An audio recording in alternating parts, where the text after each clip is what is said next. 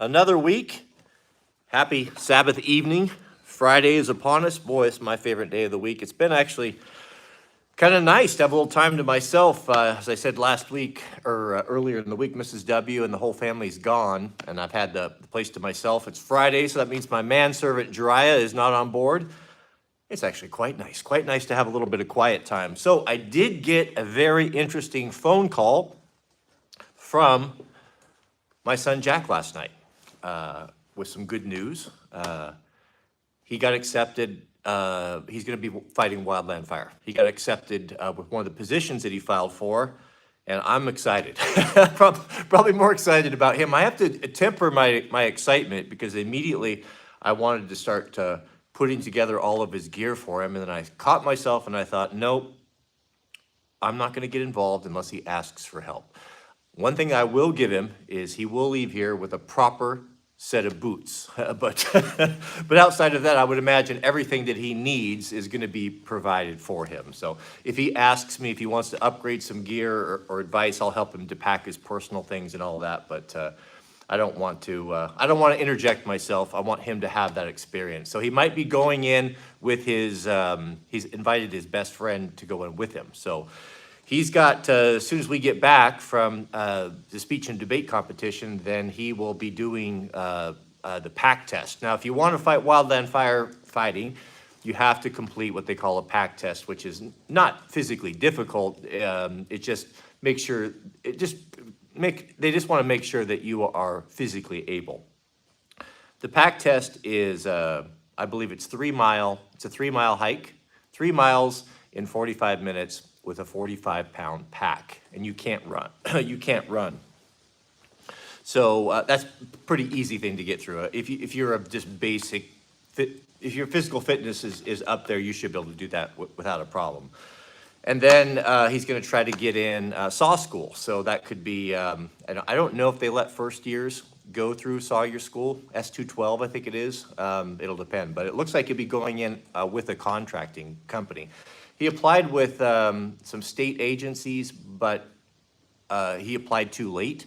And also there were some issues that, they wanted to start right now and they can't give him the time off to go to his debate competition. So very excited for Jack. It's going to be, I can't wait for him to get home and to be able to share stories, and I'm a little bit envious.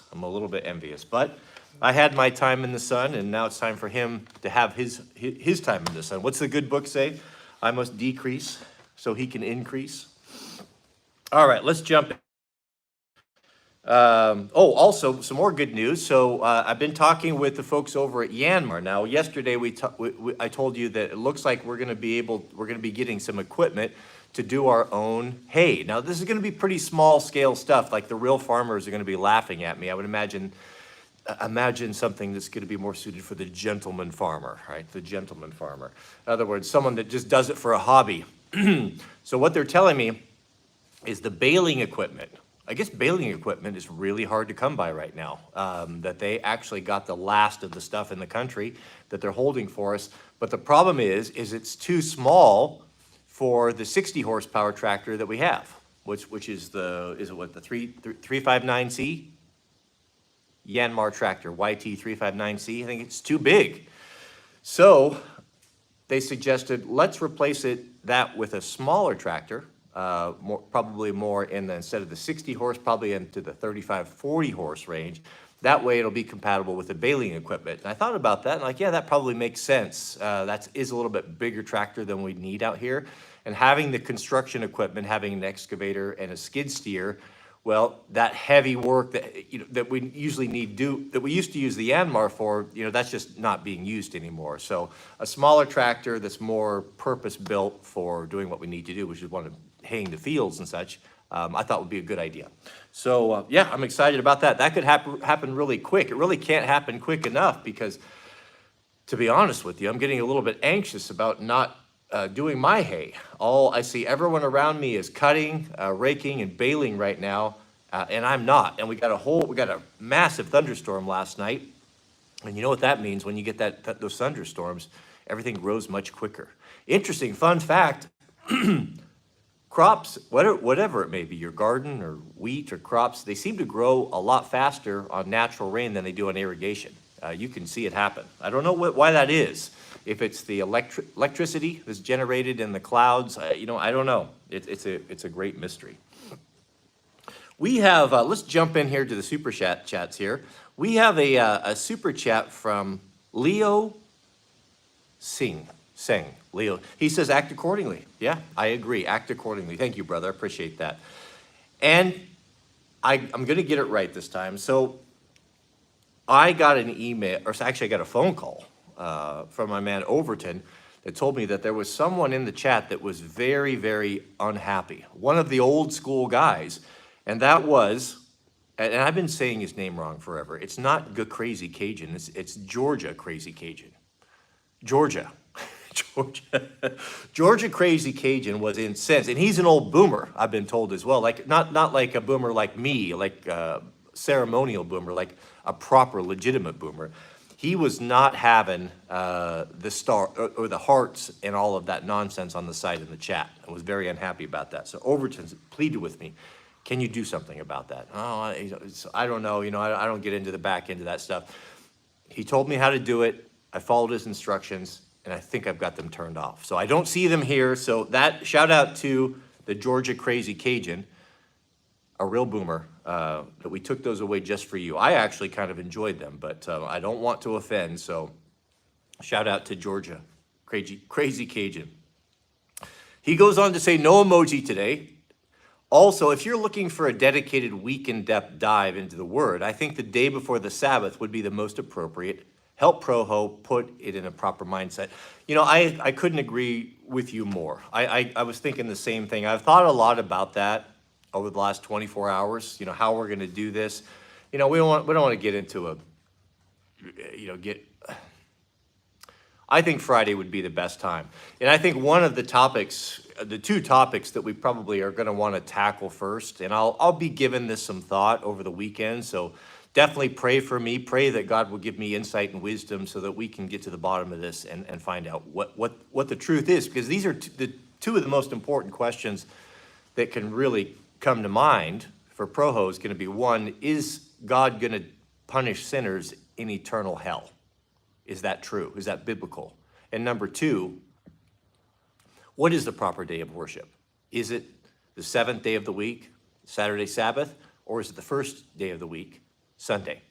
We need to get into that as well. And this needs to be not dogma, not tradition, not my opinion or my think so. These questions need to be answered by the scriptures themselves. All 66.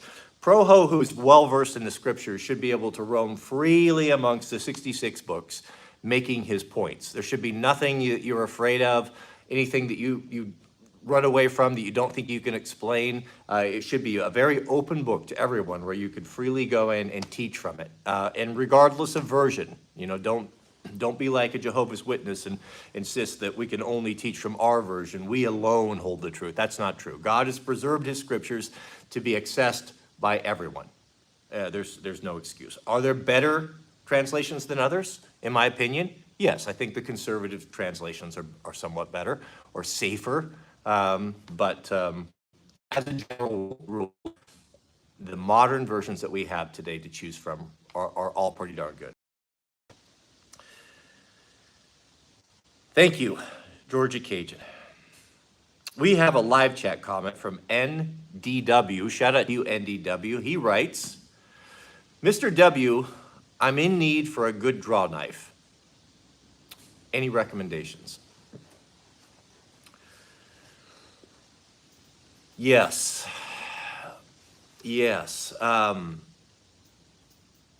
trying to remember. Okay, so a couple different options on that. This was years ago, but I'm sure it's still there. There were some companies that were selling them on Amazon. A small shop that was making them, I think making them out of planer knives. And the last time I was on there, I saw them, and they were really good. They weren't super fancy or anything, but they had a good tool steel, a good shape, and they were relatively affordable. So if you go on Amazon and search that, I think you'll probably find them. If you want something that's heritage, something that is going to be real nice, you know. Then I'd probably look at, is it Liam Nielsen is the woodworking company? I believe maybe they're up in Canada. They'll have a selection of some really nice stuff as well. I think it's Lee Nielsen Tools. I can't remember. And also, I don't know the status with the John Neiman, you know, the John Neiman that we worked with in the past. They were making some beautiful timber framing tools, and they're over in Europe, up in the Eastern Europe. And they ship to America, and some of their stuff was really, really nice as well. I haven't been in that industry for a while. I've been out of it. I'm just trying to think of what would be a good company that'd be a good for a good budget. Yeah, I don't know. I know I have seen there's a lot of like what I would probably look for if it were me, and I can't give you a name or anything, but there's a lot of small companies, forges, blacksmith that are online making really nice tools. Some of them are in Damascus. Some of them are really fancy, that some of them are, you know, more utility driven. But if I was gonna look for one, I would do a search for hand-forged blacksmith tools, hand-forged timber framing tools. And that's gonna be, a draw knife is one of the key elements. That's gonna be in a main carpenter's kit. So if you're looking for a budget, maybe find the guy on Amazon or Etsy that's doing it with the draw knives. And if not, find a guy that's forging tools himself and making everything by hand. That would be cool. Because that's a really cool and handy tool to have. It's one of my favorite tools that I own. And a draw knife is a wonderful tool. A draw knife, if you don't know, is just take a knife blade and it's got two handles on it. And you usually use it pulling to yourself. It's really good for stripping bark off of trees. It's really, really good for roughing in handles, axe handles, tool handles, if you're working on a spoke shave. It's just a handy thing. You'll use it a lot. You'll use it a lot once you have one. Mr. Overton has a suggestion. We might need a Lamborghini tractor. Yeah, I was very surprised to find out years ago that Lamborghini, they've made tractors for a long time. They have an ag side. It's pretty crazy to see a Lamborghini logo on a tractor. I haven't seen one over here. I've seen a few advertised that have been imported, but I've never seen a dealer. And I don't know, brother, buying anything Italian. Italian's cool, don't get me wrong. I love Italian design and style, and nobody does shoes or food better than the Italians. Nobody. But as far as vehicles go, they're beautiful to look at, but I wouldn't want to own one. You know what Fiat stands for, right? Fiat? Fix it again, Tony. That's what my granddad used to always tell me. He had no time for Fiats or anything Italian. He told me the story. He was disgusted. He worked at the Ford dealership. He worked at 2 Ford dealerships his whole life. And in the 70s, I believe it was, Ford partnered with an Italian company, and they made the Panteras. Or they didn't make them. They put their engines. They supplied engines for Panteras. Now, Panteras are one of my favorite cars. Super, super cool. Terrible cars. But they had that 302, the Boss 302, the one with the big heads, the big valve, the powerful one, the one they put in the Mustangs and the Shelbys. They put that 302 in, and I believe it was the 302 in those Panteras, and they sold those at Ford dealerships. And Ford stood behind them and warrantied them. Well, they're, of course, Italian chassis, so you could only imagine what you could expect. So my granddad regularly had to work and service these things as they came in broken or damaged or for warranty, and he was not a fan. He was not a fan of the Pantera, and certainly not a fan of the PT Cruiser either. Yep, thank you, Overton. I do need a Pantera, but I do not need a Lamborghini tractor. I wished I would have bought. Those things were so cheap. I considered it when I was younger. They were so cheap. You could buy them for nothing, like under 10 grand. Maybe a little bit rough, but not that rough. But now they're expensive, and they're probably one of the coolest cars ever made. I'd put one of those up there right with a Daytona Ferrari. We have a member message from Kaiser C. Shout out to you, brother. Welcome. Kaiser writes, hello from MN, Minnesota. This place is terrible. used to be fine when I was a kid. Now it's just a bunch of blithering idiots. Yeah, it's terrible what's happened to the good people up in Minnesota. That's what you have, a classic case of a high trust people being infected and destroyed by low trust group of people that manipulates them. No better people than the Midwest people, especially the people up in the upper Midwest. You know, they never want to offend anyone, and they've completely adopted all these policies thinking that they're doing the right thing, when in turn, what they've done is they've destroyed their own state, their own land, and their own families, for the sake of being nice. Minnesota man might just be a little bit too nice, but he's probably starting to wake up to the fact that that's not working out for him, and he's about to get, he's about to channel his Viking roots, because he has the capability. He just has to reach back a few generations, and he can access the savagery that he's going to need for the coming struggle. Sorry about that, Kaiser. Yeah, you're right. It is terrible. The Twin Cities, Minneapolis, good grief. What a hellhole. Max T. Shout out to you. Max T writes, hello from Minnesota. Max T writes, hello, I recently moved out to the country in the middle of America and acquired plenty of firewood. Any mall axe recommendations? Yeah. Boy, I really like the one that I have. I can give you my two favorites if money is no object. Money's no object. I do not, after using it extensively, I don't prefer the American style of splitting malls. I guess it depends. I have to preface this. This is what I like for the wood that we have here that we're splitting, which is primarily Douglas fir. Douglas fir is our bread and butter over here. That's what we like to burn. I know people hate on it. They don't know. Douglas fir is actually, it's a good wood. There's not as much BTU in it as, let's say, maple or cherry or lodgepole or oak or Osage orange. Osage orange, if you don't know, is one of the hardest woods I've ever worked with, and there's more BTUs, we're told, in the old timers. If you go into some of the old woodcraft books, they have a list of what are the best firewoods and why, and which ones have the most heat in them, most energy in them. And the one that's always at the top is Osage orange. That's a super, super hardwood. It's a beautiful wood when you work with it. It's almost like a chartreuse green, but over time it ages and it turns black. Osage orange was the preferred wood for American Indians that made bows, I believe. Was it them? Yeah. And the English, the great English war bows, they preferred yew wood. I've never worked with yew wood, but the yew bow were legendary, and the men's ability to shoot long range with those bows, especially the English.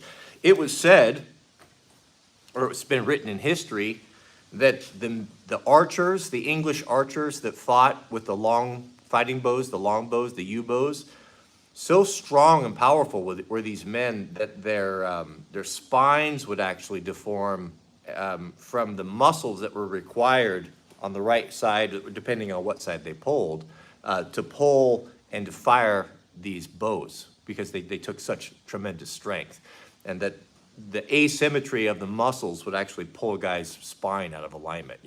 You could tell an archer in those days from the way it was built. It was like an asymmetrical hunchback or some sort. Very interesting. But Osage orange has so many BTUs in it, it's more than coal, and coal burns super hot. There's a warning, if you're gonna burn Osage orange, you don't wanna overfire your stove, because it'll melt your stove. It'll melt a hole right in the back of it or in the side. It's got that much heat in it. Very interesting. But we use Douglas fir. So to answer your question, if you're splitting fir, like all of the West Coast does, a maul doesn't seem to be as good as a splitting axe. And this is one of my favorites right here. This is, I would recommend this company. We've been using this one a lot. Jack's been using it a lot lately. This is the U.S. Hickory, what's the name? I forget. Here we go. Halco Work, Helkowerk. This is a very good splitting axe. It has got a little bit different design so that it will never come loose on you. And this really appeals to me. This design it's completely armored here, so if you overstrike, you're not gonna tear that wood handle up. If and when it does come loose, and they do come loose, you tighten the back with the Allen wrenches. That's a good design. So that whole thing is really armored. That's gonna last a long time. The round handle, or the arch in the handle is kind of interesting and very different than an American style. I thought it was kind of gimmicky at first. I wasn't too sure about it, but after using it, it is really nice and prevents overstrike, it seems to be. Or if you're splitting big rounds and you want to reach out and get to the other side without moving all the way around, having this handle up like this, many times you'll hit and strike up here and you'll damage your handle. It seems to prevent that. And I've even had people that are inexperienced swing this, and usually this would be all beat up in here, and I just don't see anything. It's oversized, just as you would expect from a German manufacturer, made to last a long time. A nice big swell, palm swell at the end, and that helps with holding on to it. But this has been a really, really good one. They also make, if you have a hardwood, if you're an East Coast guy or Midwest guy, if you have a hardwood, you might consider getting the mall version of this. It's gonna be another 1.5 pounds or so heavier, and it's gonna have a wider, more taper in it for popping that wood. So someone that has not worked with hardwood growing up in the Pacific Northwest, we just don't have it up here in the mountains. We have a little bit of oak, a little bit of maple, but it doesn't grow very well at this elevation. We're too high. It works good for that, but that's been a good one. My friend and neighbor, he was asking me the same question and asking for recommendations, and I recommended either this one or the Grand Force Brooks. The Grand Force, he bought the Grand Force Brooks. Now that is probably my favorite. That's a real true heritage piece, but those are gonna push you, $300, $350. But they're handmade, forged, or hand/machine forged, but they're done the old way and they're very, very nice. And they will definitely give you the fizz. What would be my choice over these two? Well, if I was given one, it would be the Grand Force Brooks, just for the craftsmanship of it. But for pure utility and toughness and durability, I don't know how you could go wrong with the Halco. They're really nice.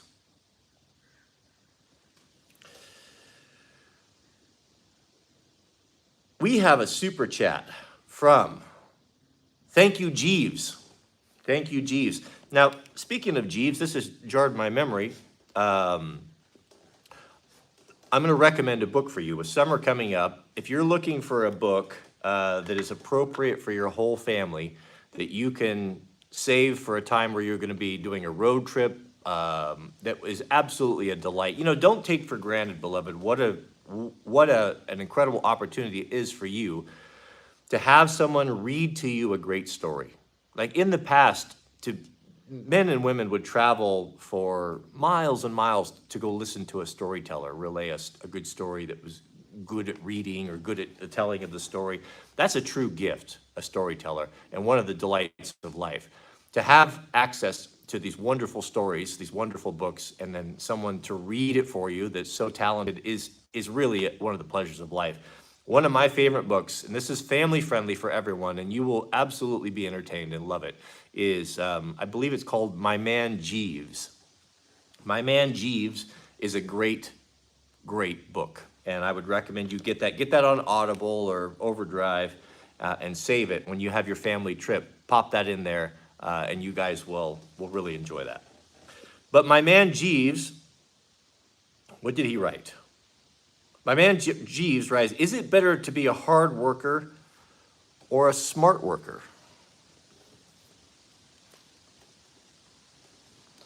Well, I've done both. Growing up, let's see, how would I describe this? Sometimes you have to be both. When I don't know what I'm doing, or I'm not really sure what I'm doing, and I don't know all of the trade secrets and the shortcuts and the little workarounds and all of that, you have to be a hard worker. especially if you're doing it for money, if you're doing this for profit. There's times when you're a general contractor or you're working for yourself, sometimes when money's tight, you got to take on something that maybe you don't completely understand. You know, you fake it till you make it. You know, in those situations, you got to be a hard worker because you're going to be a little bit slower than the competition. You may have to redo things over and over again, and you may just need to be able to squeeze 16 hours into 8 hours. And you do that, you can do that if you have to. There's a time and a place to work hard.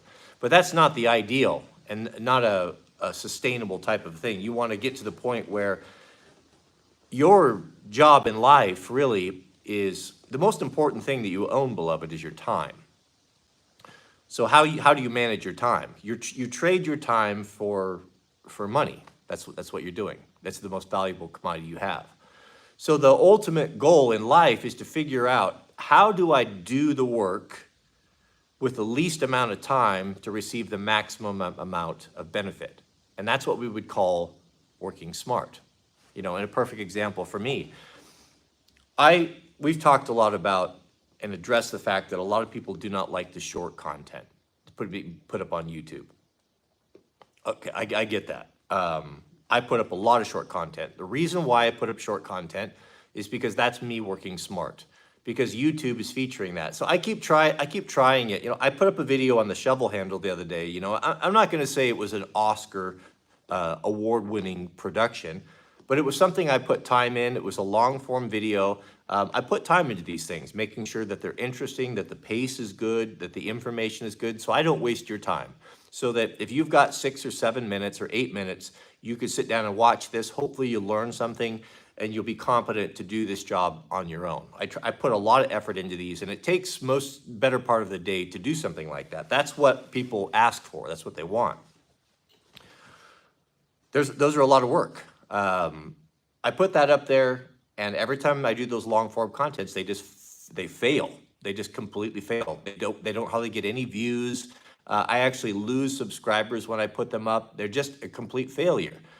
You know, people want those. I enjoy doing those, but to do that, to put that time in and just beat my head against a wall, doing something that YouTube is not promoting, they're actually discouraging, would not be working smart. That would be working foolish. I'm working, and there's honor in working, and everyone, it looks like I'm doing a good job, but it's not the smartest work I could be doing.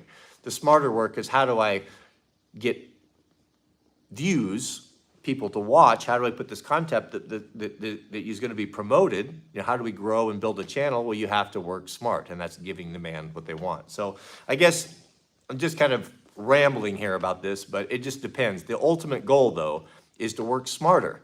If you are smart and you understand something that no one else understands, and you can get on your computer and 2 or 3 hours a day make a good living, then that's the way you want to do it. Now you have time to spend with your children. Now you have time to pursue your own interests. Now you are taking control back of your own time. So working smart is the goal. How do I accomplish what I need to accomplish in the least amount of time is what you should always be thinking. And when you're building, you know, the time that you're trying to free up is not necessarily so you can go mess around and work 2 hours a day, so that you can fit in 2 weeks into 1 week, so that you can achieve more, better, faster than everyone around you that you're competing with.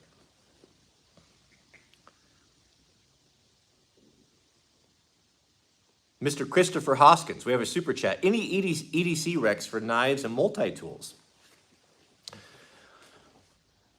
I don't carry a multi-tool on my person. I have tried. I mean, it makes so much sense. On paper, yeah, of course, you know, especially for those of us who work and handle a lot of tools. But I just can't deal with it, man. It's just too heavy. First off, I don't want a bunch of stuff in my pockets.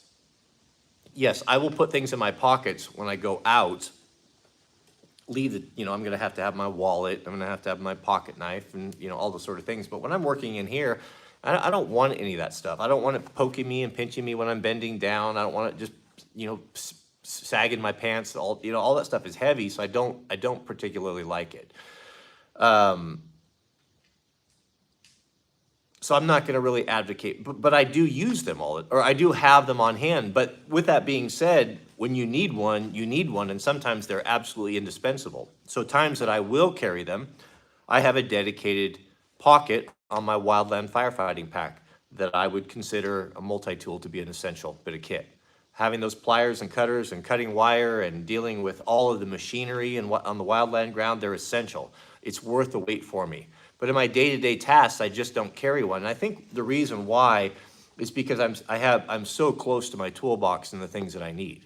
I'm not gonna grab a Leatherman, I'm not gonna go cut wire or round off a bolt with a Leatherman tool when I have my wrenches close by. So for that reason, I also don't carry it. Now, if you are away from your house and you're working with machinery, you're a maintenance, a facility maintenance type of guy, absolutely, you should probably carry one of those type of things because that's going to be something that you're going to be reaching for all the time because you never know what you're going to have to fix. So it just kind of depends when it comes to multi-tool whether you want to carry one or not. Some dudes are kind of switching over and kind of getting rid of the multi-tool because they're using the little Knipex pliers. Now, those little Knipex pliers, the little Cobras, I have a pair of those. Those are pretty wonderful. I would rather carry one of those and a dedicated knife than anything else. Because really, it's the pliers that you're getting after on the multi-tools. And I think another big problem, it's a classic American problem, is that somebody will invent something that's just about perfect, and then they think bigger is better.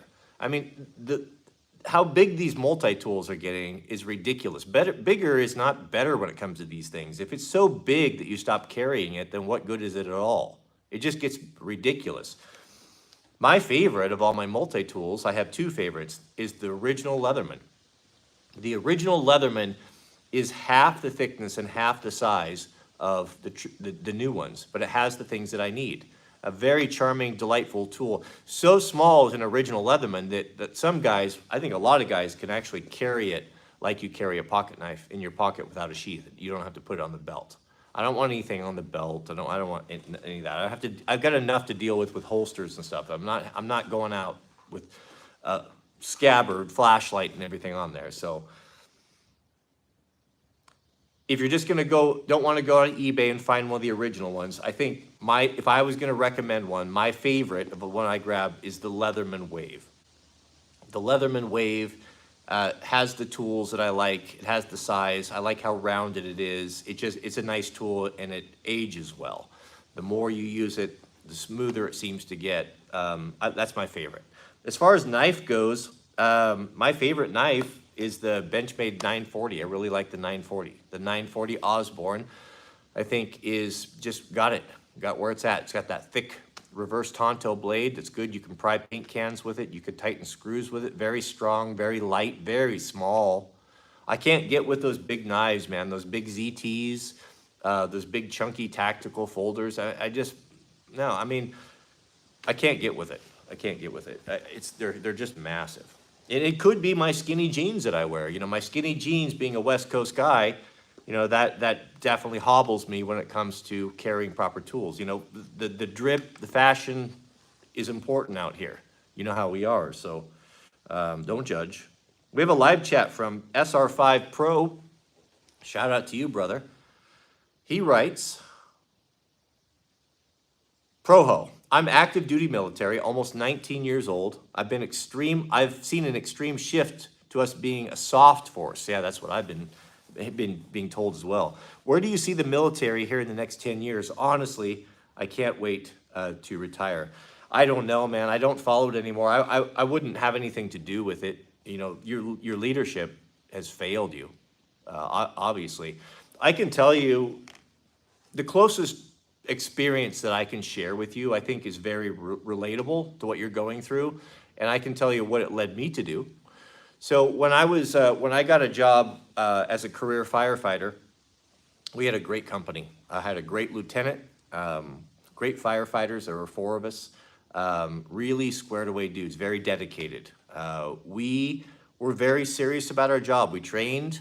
We had a gym. We worked out. We were all very strong. We were really good cardio. That, like, when the 4 of us showed up, we could make things happen. There was nothing that we couldn't deal with or handle. We took that job very, very seriously. we were competing at the, the firefighter challenges. When I did the pack test, I had the fastest time in the county. I'm just giving you I'm trying to paint a picture here, our level of dedication. I was doing wildland, I was doing structural, it was all really great. Well, they wanted to diversify, they wanted to bring in women, and that's what they did. When they brought in women, the women couldn't meet the standard. It was too difficult, the physical standard, and so they lowered the standard. They lowered the standard, and to those of us who took this serious and thought that the standard should not be lowered, realized that we need to, if we're gonna do this job, we need to do it well. We need to be physically fit, we need to be able to rescue someone if they are in a burning house, whatever may come up. And this chafed me, and it chafed the group, and it completely broke up all of the morale, and it started to destroy the fire department. And it ultimately ended in the point where, within a year of that, I just, out of the blue, just quit out of just disgust. I couldn't be part of it. I couldn't deal with it. It was unfair, it was unjust, and it was unsafe. And I think that you're probably facing the similar situation. I would get out immediately, as soon as you can, and let the dead bury their dead. I'm sorry that you have to go through that, man. That's a bummer. It's very disappointing when you're a dedicated man that wants to go in and to do your best, and you want to work with the best, and you want to be proud of what you do and proud of the men that you work with, to see that level of incompetence and buffoonery, it's hard to take. It's hard to take when you have sacrificed in your training and taking care of yourself so that you could be the best you could be, to see other scrubs coming in and just crapping on everything. It's very disappointing. We have a super chat from the Battle Chemist. He says, Pantera, oh, I knew that. Here I am, a Ford man, and I can't believe I said that. I knew that. Thank you. The Battle Chemist, he knows. The Pantera did not have the 302 in it. The Pantera had the 351 Cleveland, not the 351 Windsor. Ford, I know these things. Ford had two 351 engines, the Windsor and then the Cleveland. The Cleveland was the one you wanted. The Cleveland was the one with the gigantic heads. If you go look up 302 Cleveland heads, and they have massive valves on them. Yes. Thank you. Don't they have 4-bolt mains as well? It was a pretty high-performance engine. I don't remember if the mains were 4-bolt. A 4-valve. The 4-valve Cleveland, not the 302. Thank you. Thank you, Battle Chemist. Yeah, and if anyone would like to send me a 351 Cleveland-equipped, fully restored Ford Pantera, I will drive that. No traction control, no ABS. I would say that the two coolest cars, I'm going to say the two manliest cars of all time. Well, not of all time. The two manliest cars of my generation. Let's say that. I'm not going to go back and discredit men that hung it out there racing some of those open wheel cars from in the teens, right? Those guys were men, no doubt. But in my generation, it would be the Porsche 930 Turbo, a true death machine, and the Pantera with that big Cleveland. But the 930 Turbo is a far more lethal death machine with that rear engine, no traction control, no ABS, crazy power. Ooh. I would probably prefer the 930 Turbo over the Pantera if I had to choose. Thank you, Battle Chemist, for keeping me honest here. Michael Chilton. Good to see you back. We saw Michael here yesterday. Michael writes, what are your thoughts on Apple's new AR/VR headset called the Vision Pro? Yeah, so I find that very interesting. I watched the keynote on that deal, and I'm always looking for ways to enhance my workflow. In my dreams, the ideal way to make content would be two ways. One would be having like a hover, like a drone that was silent, that kind of would follow you around, that had some sort of an AI, so it could kind of imagine that if you're going to do a project in the shop, this thing is like looking over your shoulder, recording everything, and you're not dealing with lighting, and you're not dealing with moving tripods and setting up individual shots and that sort of thing. That appeals to me a lot. That would be really wonderful. The technology doesn't exist. The other thing is, the point I'm making is when I was looking at this headset, like I was thinking, first off, it reminded me of Ready Player One, and the Oasis. If you haven't read Ready Player One, the movie's okay, but the book is quite good. I'd recommend you read it. It also it interested me very much that the opening scene that Apple, do you know that Apple's opening scene, when they were rotating the camera around to show the guy putting this new product on, was the exact same scene that was shot in Ready Player One, of the lead character putting on his headset and jacking into the Oasis. You know, that's interesting. You know, that didn't happen by accident. So what does that mean? You know, because if that's where this is going, to the Ready Player One scenario, where people's lives are so much more exciting in VR than they are in the real life, you know, I could see that happening. But I don't know that this technology of strapping something on your head or on your face, I don't know that if that's going to work. I mean, I can't imagine wearing something like that more than a half hour or so. I haven't done VR per se, other than just, when I was at VidCon a couple of years ago, I put one on and looked around. It was pretty cool. But I've never considered buying one, because I don't want something on my face. I mean, on your head, nobody wants that, not for an extended period of time. So it is interesting that it's passive, that you can look through it, but I don't know that that's the way, man. But then I thought, well, how could that be used for creating content? What does that look like for the future of content? You know, would I have the ability to put this on and pull the files that I've shot from my phone and do real life editing with my hands, and would I use that? And I think I would probably try it. So that's kind of interesting. And then what are the capabilities, or what are the potential for live streaming? Is there potential where could I put this thing on, and could I interact with everyone live streaming while we're doing something, building something, making something, we're out doing the irrigating? Is that going to be something that would bring interesting content to the channel? So I don't know. I'm really of two minds on that. First off, I don't want to participate in the dystopian nightmare and go into the Oasis and lose my life in that. You know, I definitely don't want to do that. But I also am not going to be opposed to new technology and new tools that will enhance my ability to deliver content and to interact with you guys. So I'm not going to be opposed to that either. The reason why I'm still here after 13 years is I'm not afraid. I'm always interested in evolving with the way things change. You know, okay, so they want shorts. Well, at first I didn't want to do that. Well, we'll do shorts now. Well, they want live streaming. Okay, well, I'm not really good at that, and I'm a little scared of doing that. Well, you have to adapt. If you want to be on these platforms and you want to be reaching people and on the cutting edge of the culture war, then you need to be adopting and utilizing these tools. But you also have to be a mind. You don't get so consumed with them that you lose your humanity. So I don't know yet, and I don't know if it's going to work. We'll see. $3,500 for this thing. That's a lot of money. That's the cost of a little bit less than the cost of a maxed out MacBook Pro.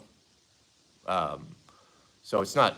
Yeah, that's a lot of money for just a recreational thing. But the way I would look at that, if it's a computer, if this is something that is giving me the ability to deliver content or make content in a more interesting or a new revolutionary way, then that's a small price to pay for a tool that can be used for that, if that's what it is. But I have to say, I'm a little bit skeptical. The price is going to be prohibitive to some people. I'm not looking at it as something I would ever use for entertainment. It's possible. I would be looking at this as something I'm using as a creative tool for content. But I don't know anything more about it than you guys. Yeah, $3,500. It looks interesting. Mr. Kaiser C, shout out to you, Kaiser. Kaiser gave us a super chat, and he writes, just had red flag laws and universal background checks pushed through. Also, we have NY and California and Chicago transplants coming here causing problems. I pull loads out of MNPLS, and it's kind of ghetto. So he must be a truck driver. Yeah, so red flag laws, what's this term? And universal background checks pushed through also. Yeah, it is, I think what it is, gentlemen, there's a certain desperation you've noticed lately of these gun grabs, of getting legislation and background checks and limiting ARs or semi-automatics. There's these spasmodic events taking place all over the place. Just happened to us here in Washington. Now, these are being challenged in courts, and it remains to be seen whether or not they'll stand. You know, these are, in my opinion, people that are overreaching. And they're violating our constitutional or Second Amendment, our constitutional rights. But that remains to be seen. But what I think it is, I really think what's behind it, is I think the power structure that exists in this country, I think that they know something that most of you don't, some of us do, in that they're losing control of the urban areas. They're losing their grip. They're gonna lose, once they lose their grip, and people, you know, now it's getting common in the last 6 months or so, politicians on both sides of the aisle, left and right, are getting heckled in public, the right and the left. They're getting heckled at restaurants. They're getting approached and asked tough questions, and they don't like this, so they're starting to get afraid. They're starting to fear the mob, is what they're doing.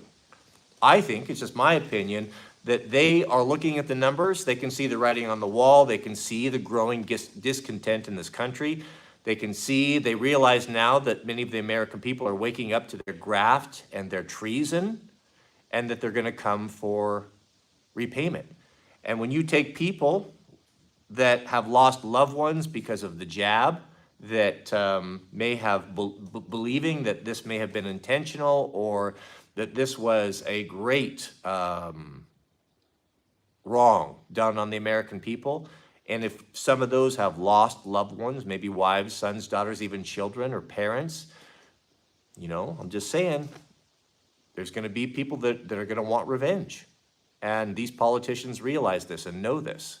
And I don't advocate violence. You know, you should never raise your hands to anyone. Defend yourself if you have to, and God forbid that ever happens to you. But there are people that are not able to let this go. And these politicians and these so-called leaders, they know this.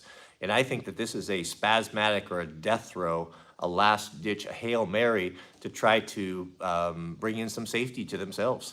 And nothing more than that. That's how they operate. That's how they operate. Yeah.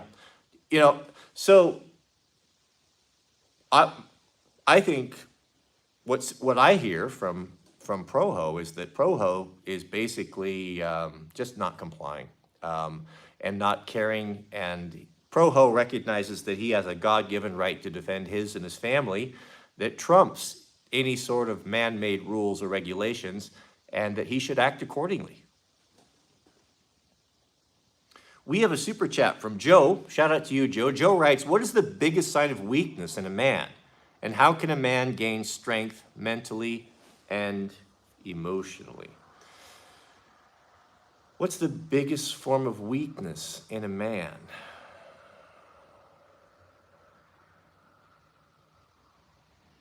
I think that's a really good question I hadn't really thought about before. I usually am safe if I respond with immediately what comes to mind, and there's a bunch of things coming to mind right now. Weakness. I guess I'd have to couch the question this way: what's the most offensive character trait or characteristic of a man?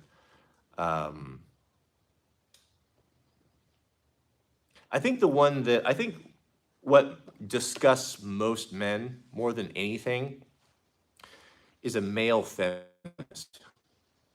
A male feminist, I think, is the worst of all things. A male feminist, these leftist guys, you know, you'll see them, they'll have a man bun, they'll hang out at universities, they'll hang out at feminist protests, They're the ones that are that have become traitors to other men, preaching toxic masculinity and this sort of thing. Because I wouldn't have a problem with the male feminist if he truly believed in and stood for the things that he's spouting. If he was resolved, even though we disagree, I don't have an issue. I can have a respect for my adversary. If he truly believes in his cause and he's doing what he can and doing the best that he can to push that forward, he should do that, as I should do the same with my beliefs. But the male feminist isn't there because of ideology. The male feminist is there because he's like a hyena that skulks and sneaks, hoping to pick up some scraps that the lions leave behind.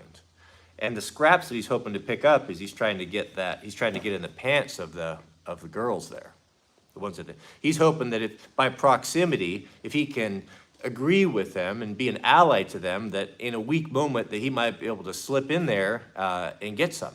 And that's his motivation. He's the worst of all type of men. He's a blue-pilled beta simp. A male feminist is about the worst thing that I think a man could be, in my opinion. I don't know. You tell me what could be worse than that. I mean, I think that's worse than a traitor even. What could be worse than that? His name is Gage. You know the type. We have a super chat from Grizzly Bear. Shout out to you, Grizzly Bear. I like that spelling. He says, heaven and hell. Will the wicked be held accountable? And will the righteous be rewarded? Are people good or bad? Is there gray area? Well, that's a lot. There's a lot packed into that. Heaven and hell. I told Grizzly Bear I'm going to be cogitating on this topic, on the eternal hell thing, and rereading over the weekend. And we will come back and address this, and we'll get into detail. We'll find out what the scripture says on that. So I'm going to push that into the future a little bit. Will the righteous be rewarded? Well, yes, we have many scriptures for that. The righteous will certainly be rewarded. Are people good or bad? That's a more interesting question. Are people good or bad? Is that a gray area? Well, what does the good book tell us? He says that God says, there are none righteous. No, not one, not even one. But your righteousness is as a filthy rag. What does that mean? What is he talking about? He's warning us. He's like, I don't care. He goes, I need to paint a picture of the difference between righteousness and sin. There's a gulf that's so great between righteousness and sin that they can't even coexist. It's like light and dark trying to coexist. It cannot coexist. If you have a room that is dark, it will be dark. But the moment you turn the light on, it drives the darkness away. The dark and the light cannot coexist in the same space. The darkness, this darkness that we live in, this world of sin, is polar opposite to the righteousness or the holiness or the light of God. So God has a problem. Here's his children are stuck in the dark. He's in the light. If he were to show up to try to even be in the presence of us in the sinful world, just his magnificent power and glory would destroy us, just from the sheer brightness of it and the power of it, because we're not in alignment with him. So there's a gulf between us. He's built a bridge for us to get back to the light, and that bridge is Jesus Christ. Now he tells us, so this is the predicament he's in. So he tells us, he gives an example.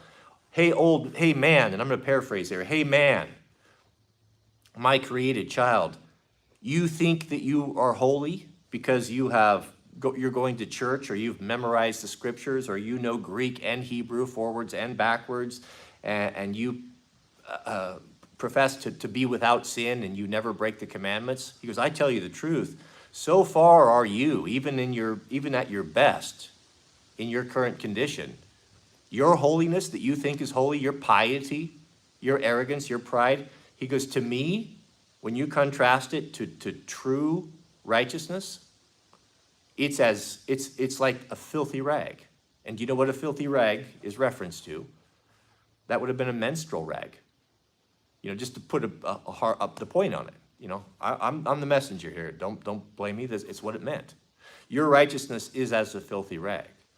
And he says, there are none righteous, no, not one. Pointing out, maybe some hyperbole there, but pointing out the fact that of what a great need that we have for a Savior, and that's Jesus Christ. Because he is righteous. He's the one that has lived the sinless life that we can't live, that we're not able to, but offered that life to us for free if we only accept it. So, are there good and bad? It depends on the context. Are we talking about according to God? Or are we talking about generally speaking here on earth? Yeah, of course there are good. There are people who cut heads off, and there are people that dedicate their lives to building water wells in Africa. There obviously there's good and bad. Now, we judge that according to our understanding. The good book tells us that God looks upon the heart, but we look upon the outward appearance. It's all we have. We don't have the ability to look into a man's motives or his mind. I tell you the truth, beloved, there are people even in the church. You would look upon someone. Here's the best example. One of the best examples I've ever seen. We were at a get-together with some like-minded people, a large group, maybe 100 people or so, of like-minded believers. This was years ago, at kind of a remote retreat. And there was a woman there that was serving everyone, very modestly dressed. I think she even wore a head covering. Just an absolutely delightful woman, helpful. Spent the entire time clearing tables, serving people, just being a blessing to the group there. Never was idle, just always doing stuff, always serving and helping.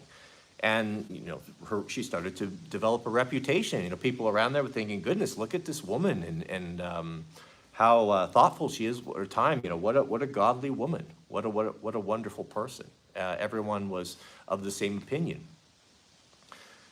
At the end of this,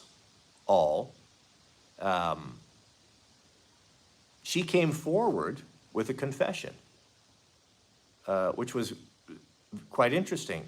And she made the confession that all of this service that she had been doing and being so waiting on everyone, she says, "I'm not doing this for you, and I want everyone to know this. I did all of this because my pride is so filled with the acclamation, with the accolades, with building up this persona, this reputation of a person that's actually better than who I am. I was doing this, and I did this all weekend, not for God, but so that I could receive compliments." And she owned it. She had been convicted by God's Spirit and felt it was important that the truth was out. And she wanted everyone to know why she had done what she had done, and she'd asked for everyone's forgiveness. Not that anyone needed to forgive her. It was kind of a shocking and jarring thing. I thought it was a very courageous and brave thing for her to do. But why I'm telling you this story, is that if you had never heard the end of it and what her motivation was, and you had left, you would think, you saw what she did, you'd made a judgment, and you would considered her to be one of the most pious people you'd ever met, not knowing the whole time that it was all being done for pride and vanity. But God's looking on, seeing the same thing, and he reads the heart. So, yes, of course, there's good and evil, but what we have to be careful about, beloved, is that we have to understand this and say things may not be as they appear, and that goes both ways. You may see someone that may be doing something that you consider to be a great evil, but on the outward appearance only, not knowing that what it is he's doing is saving a life or even saving a soul, a tough love type of a situation. You just never know. That's why there's so many warnings in the scriptures about be careful, beloved, don't be judging. Be careful about judging. Yes, we have to judge. We have to make judgments about who's going to be babysitting our children. If someone looks dangerous, we have to judge. We have to profile. I'm not talking about that. But we also have to be careful. Be careful what you say about folks, because you don't know. You can't look upon their heart. So, yes, there are good and bad people. That's not debatable. But we're not always able to determine that. I guess is the warning that we all need to have here. Mr. Thomas Ostrowski, shout out to you. We have a super chat. He writes, are the black spokes on your Husqvarna spoke wraps? Nope, they came that way. Don't have any black spoke wraps. I have two wheel sets for my TE because I do two different kind of riding styles. I have the 1821 set with the hard enduro gummy tires and the tubeless and all that for riding up at Fuji, up a hard enduro, single track up in the mountains. And then I have a set off that I pulled off of my snow bike, which is a 450 SXF, which is the motocross version, and that has a 19-inch in the back and a 21 up front. So I run Michelin Starcross medium hard or medium softs on that, and those are my road tires or fire roads, faster, different gearing, that sort of thing. But nope, they're just the factory wheels off that 2019 SXF 450. Goodness, we have a super dollar, a $50 super chat from our friend, Mr. Joe C. Shout out to you, Joe. Boy, I got to give applause for that. Thank you, brother. I really appreciate that. Joe C writes this. For a year, I dated the perfect traditional conservative girl, a tradcon. I should have married her and I didn't. Boy, we've all had experiences like that, haven't we?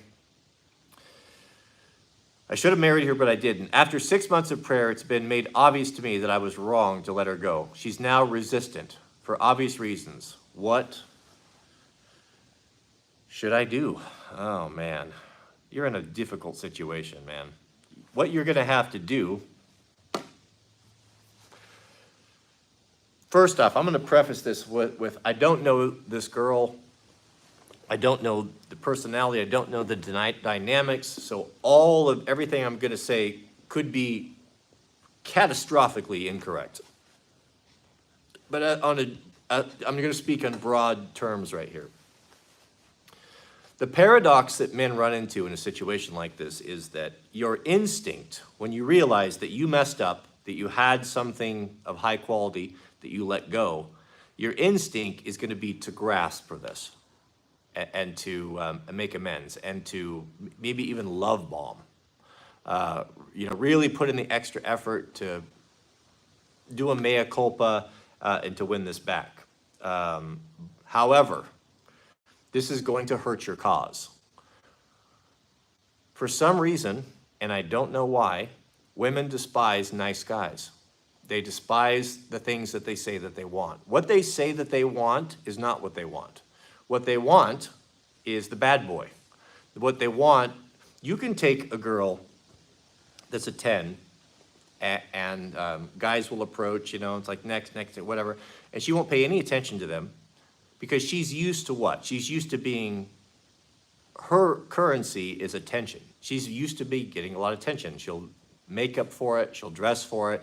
That's what they do, that's what they want. That's the most important thing to them. And they come to expect it. And it's like an ego boost, everybody, a little dopamine hit every time someone looks at them or approaches them. That's what they like. They get used to that and they cultivate that. You want to know how to get their attention? Ignore them. You take a guy that in the situation where normally there would be men fawning over there, they're ignored. Well, they think, why is he ignoring me? Now they're thinking about you. Now they want to know. Now they're inquiring. Well, what is it about this guy? There must be something. And now she's pursuing you. That's the way that it works, gentlemen. I mean, I don't know how to explain it. I realized this when I was younger, back when I was dating. I was simping. I listened to my boomer parents, sugar and spice and everything nice and flowers and roses and opening doors and all these things. Well, that doesn't work. That just gets you friend zoned. That's the worst thing that you can do. And if you listen to the advice of women, they'll tell you that, but don't do it. You'll fail. It will never work for you. What you've got to do is almost got to treat them bad, or not treat them bad, but treat them when you just couldn't care less. The attitude is basically what I had. Couldn't care less because there was always other options. That's when you get the most attention, and then you don't have to chase them, and then you have them coming after you. That's just the way that it works. I'm not saying right or wrong. I'm just telling you that's the way it works. So knowing this and trying to apply that to your situation, this is where you're going to have to do it. You're going to have to do this right.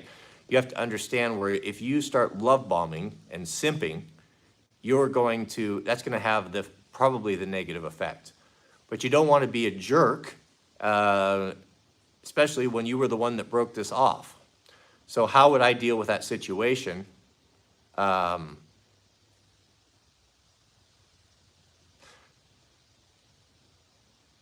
don't believe there's anything, let's see, man, I have to be careful here. I don't believe that there's any such thing as a fair fight in love and war. When we're dealing with one of the most important decisions of your life about a mate, you should leave no stone unturned. If you believe that this is, man, this is difficult. This is difficult. I could be giving you advice that could completely destroy your life and have the opposite effect of what you want. But I have found it to be very effective in the past. If you want to get a woman's attention, then you show up to a place where you know she's going to be. That's some sort of a gathering, something out in public. It could be like a event, at a wedding, whatever. Bring another girl and make sure she's attractive.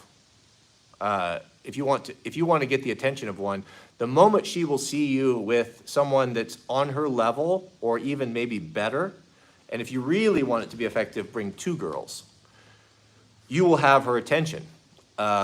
Whereas if you were to show up by yourself, not so much. I've even known guys in the past that have been trying, that were trying to get the attention of a particular woman to even compensate someone.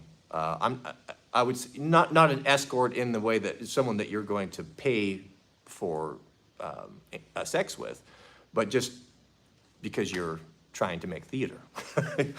I'm not advocating that. I'm just telling you that I've known of people that have done that, and this is commonly done in the past. But what it is, it's a little bit manipulative, obviously, because you are exploiting a weakness that women have, their curiosity. Well, here's the problem is that women want to be with a man that's going to be faithful and loyal. I think that's understood. But women do not want to be with a man that other women don't want. So this puts you in a very difficult position.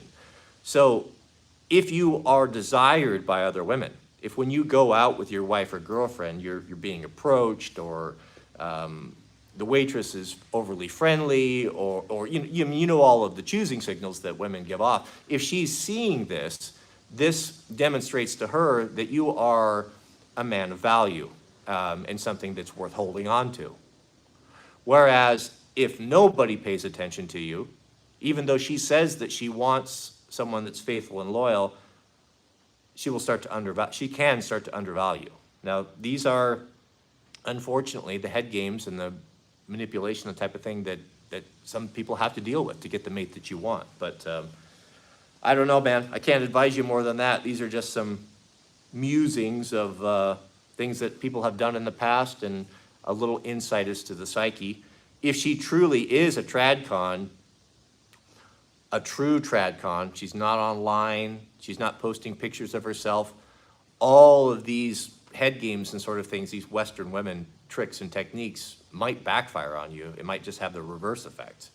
So you're going to have to judge. You just need to know what tools you have to work with and apply the proper one to get what you want, and be smart about it. This is going to be a very difficult thing, and it's going to have to be handled perfectly. Is it wrong to manipulate someone to get them to marry you? I don't know if I would call it manipulation, but if you see true value there, if you see that this woman would be a great asset to you and you could be a good asset to her, and the two of you could have a great chance of having a loving family and healthy children, and be a positive benefit, a positive contribution to the world and your community, then if you got to do what you got to do to get it sewn up, then that's what you do, man. Mr. Jason Barr. Shout out to Jason Barr. Thank you, brother. That's very generous. $50 super chat. Goodness. Jason writes, he's back from working in Cuba for a week. America is amazing. Man, I'd love to go to Cuba. Need a Proho diet? Question mark. Go to Cuba and try to find food. A revolution is coming there. People are fed up. Interesting, interesting. Yeah, I wish I could sit down with Mr. Barr and hear about this experience. I'm sure that there's no education like travel. You can watch all the news and read all the books, but until you're on the ground and you're there living with the people and amongst them and feeling just the energy and hearing the conversation, you just don't know what's going on. That would be a very interesting place to go right now. Mr. Jason Barr says, also, the only pride flag I saw while I was there was flying above the U.S. Embassy. Isn't that something? What is the LG HD TV Community Plus? What is their, what percentage are they in the general population of the United States? It's like 1% or maybe less than 1%, and yet we lead with that. Interesting, interesting, interesting. I wonder who's behind that. Interesting. I just about sealed my fate with what was about to come out of my mouth. I caught it at the last moment. Who's truly behind it all? Thank you, Jason. Mr. Justin Schweitzer.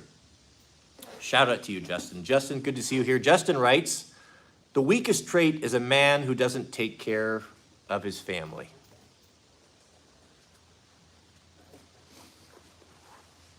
Yeah.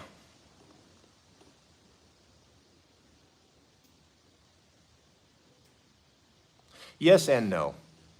Yes and no. There's an idea, we have an idea in our head because we've been conditioned to believe this.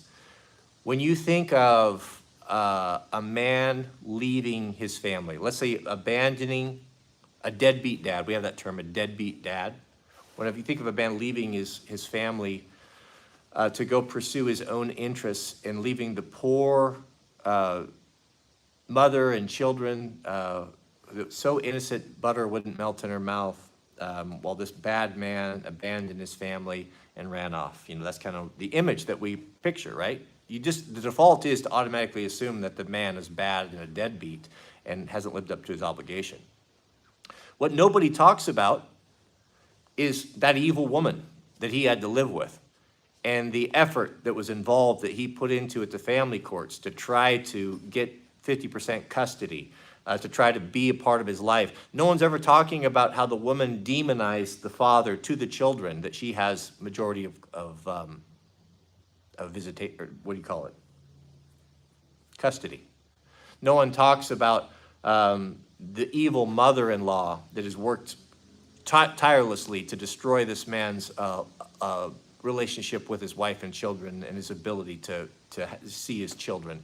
No one talks about the years and years of nagging and the false accusations of SA or even neglect or abuse. No one ever talks about an environment that's made so toxic and dangerous and unlivable for the man that finally he just reaches his breaking point and says, I just can't deal with this anymore. And hopefully when the kids are 18, that I'll be able to reestablish a relationship with them away from this evil woman. No one talks about that. So we can't say that. You know, we can't say that the guy that abandons his family, yes, I would agree with you. If he just decided, you know what, I got this woman pregnant twice, 3 times, made a commitment to her in front of friends, family, and my God, and then just out of the blue, I just left to go chase my secretary. You know, that's a bad guy. That's a very bad trait, and among the worst, I would agree. But let's not lump, here, that's funny, Mr. Black and White, that's me preaching, let's not lump everyone into one category. You know, my hypocrisy, beloved, it has no limits. I do apologize. But the truth, what I said still stands. It depends. It depends. But you're not wrong. Mr. Michael Chilton, welcome. Welcome, Michael. Michael writes, hey, brother, I agreed on the Vision Pro. My last name is unrelated to the auto manuals, but I love when people assume it is. It was a great tool. Speaking of what are your thoughts on the Teslas? Mrs. W is calling me during the stream. Is that an emergency, or did she forget? I guess if she calls twice, then I'll know. The Teslas. Well, with the current battery technology that we have, the whole thing's stupid. It's ridiculous. Look at the strip mining that's involved in the raw materials for these batteries. It's terrible. They're disposable cars. They're very expensive. The build quality on them is completely suspect. And they don't work very well in cold climates. And if everyone were to get one, if a fraction of US were to get one, 25%, it would completely crash the grid. And no one's doing anything to build that up.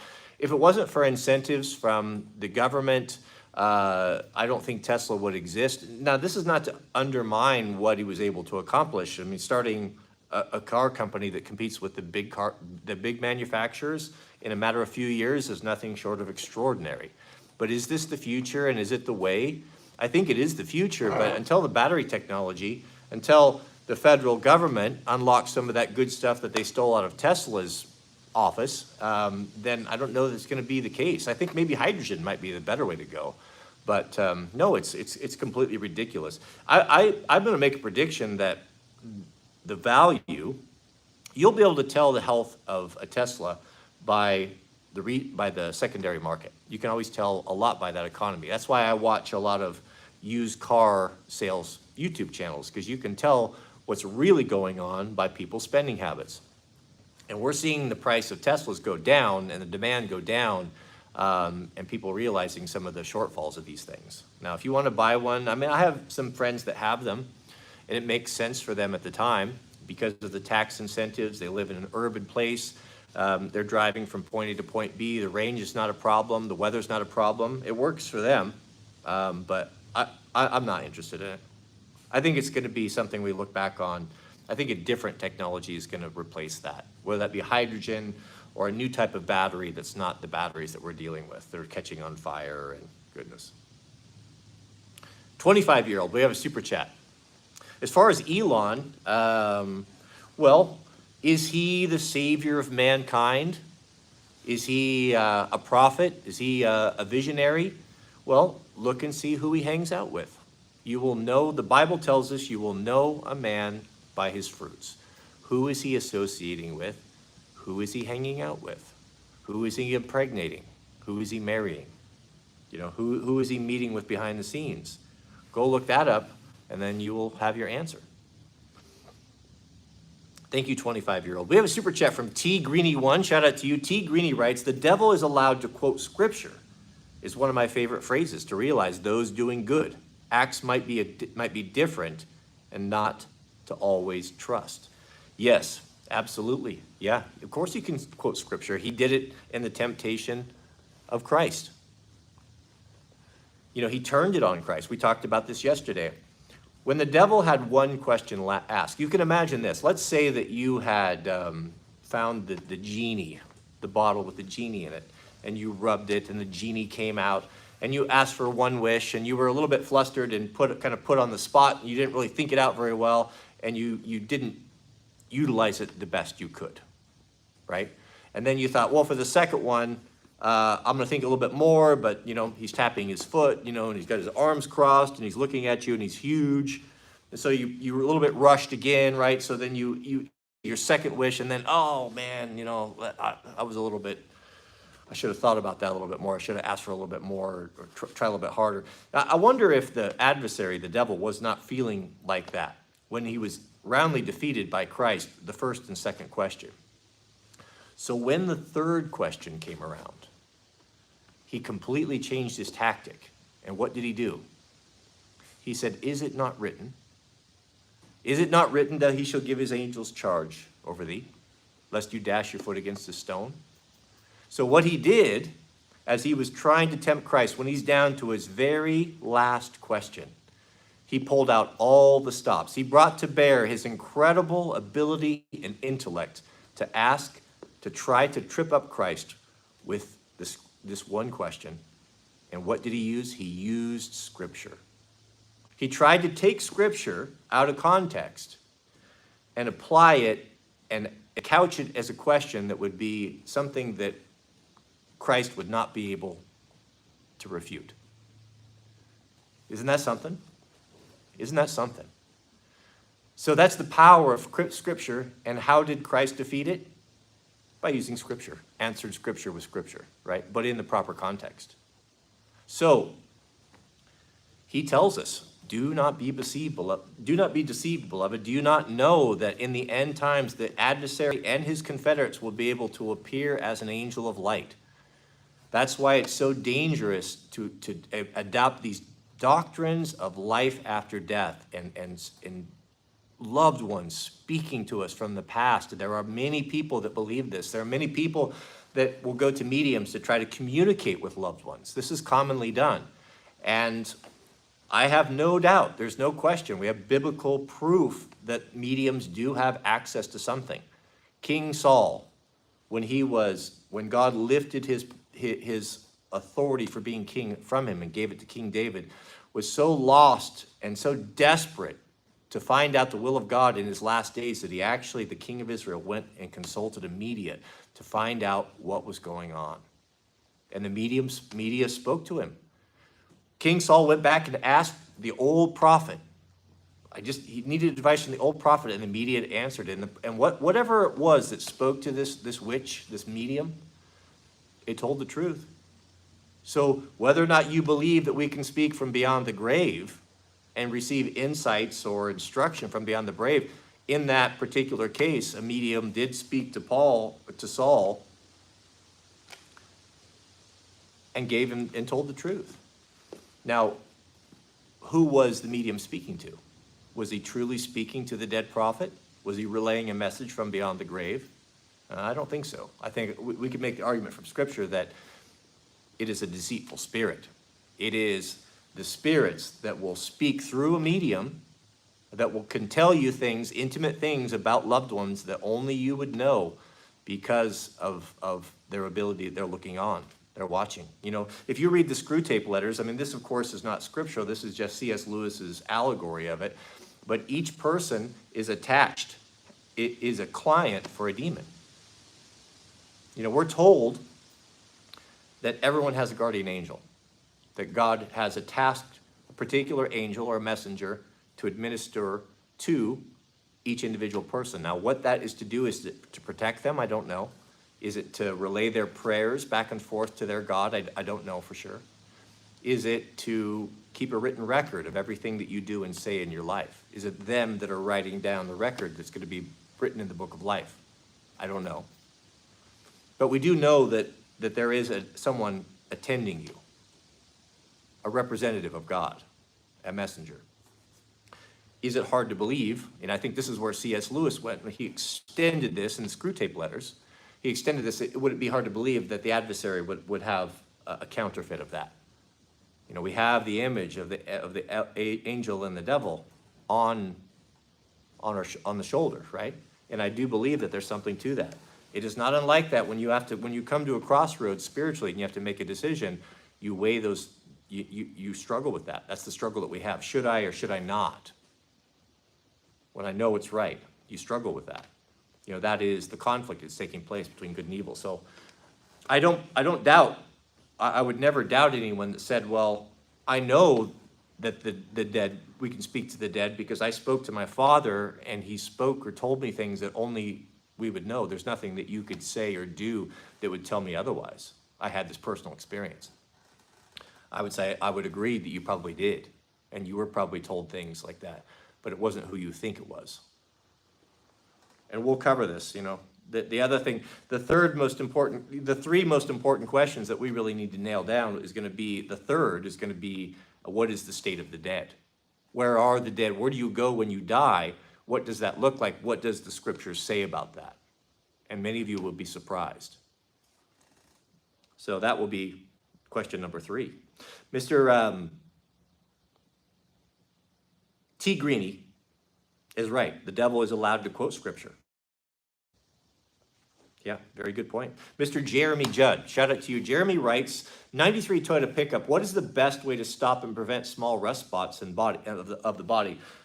Well, to move away from the East Coast, where they put all that garbage on the wall. I don't know what you guys are putting on the road, salt or whatever it is, but it eats up, especially the imports, because they were traditionally been made out of thinner metal. Boy, I don't know. We don't put any of that on our roads here. We use gravel, so that's why West Coast cars are so pristine for collectors. All I know is the only time I have to deal with rust on vehicles is if we go to the Pacific Ocean. Now, I made the mistake one time of parking out on the jetty on a van that I had, and the ocean spray was spraying all night. We were camping there, and I didn't rinse everything off when I came home, and the undercarriage rusted terribly. I'd never seen anything like it. It looked like a car from Boston or Massachusetts. It was just dreadful. Bolts rusted. What I always do with that is when I go to the beach with a vehicle, the first thing I do is when I come back, roll back into town, is to pressure wash and fresh water, get all that salt off there. But is that realistic for a daily driver? I don't know that it would be, unless it's really your baby and you don't drive it very often. You can do that. You can take a sprinkler, any type of a sprinkler, something that moves back and forth or whatever, and just slide that thing underneath your rig, move it a couple times, move it 2 or 3 times throughout there, let that thing get into there and run for a few minutes, and that'll get you sorted out. What is the best way to protect from frame from rust? Any experience with this? No, I don't know. I mean, short of moving, I just don't know. Just rinse it off is the only thing I could say. But that's not going to work if you live in a cold climate. I don't know, man. See, that's just another reason, beloved, why you don't want to live in that godforsaken East Coast. Goodness.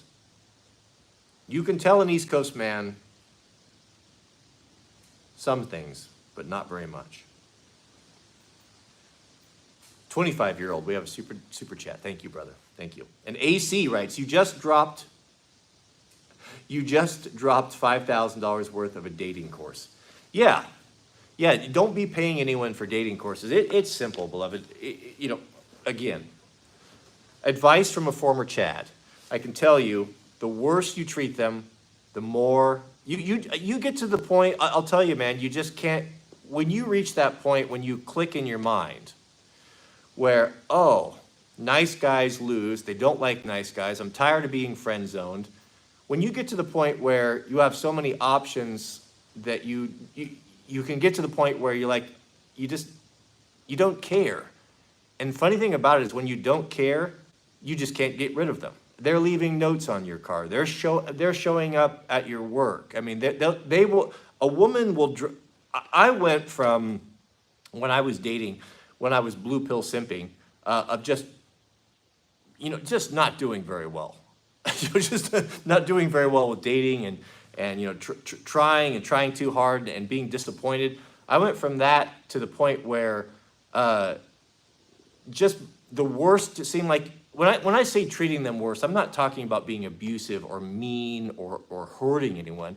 I'm just talking about I don't really care. I'm not putting a lot of effort into this. The less the effort, the more the attraction came. The girls will drive 6, 7, 8 hours like on a dime if they want you. I mean that it's just, and usually they want you because I don't know. I can't explain it, gentlemen. I can't explain it. It's just the way that it works. It's just the way it works.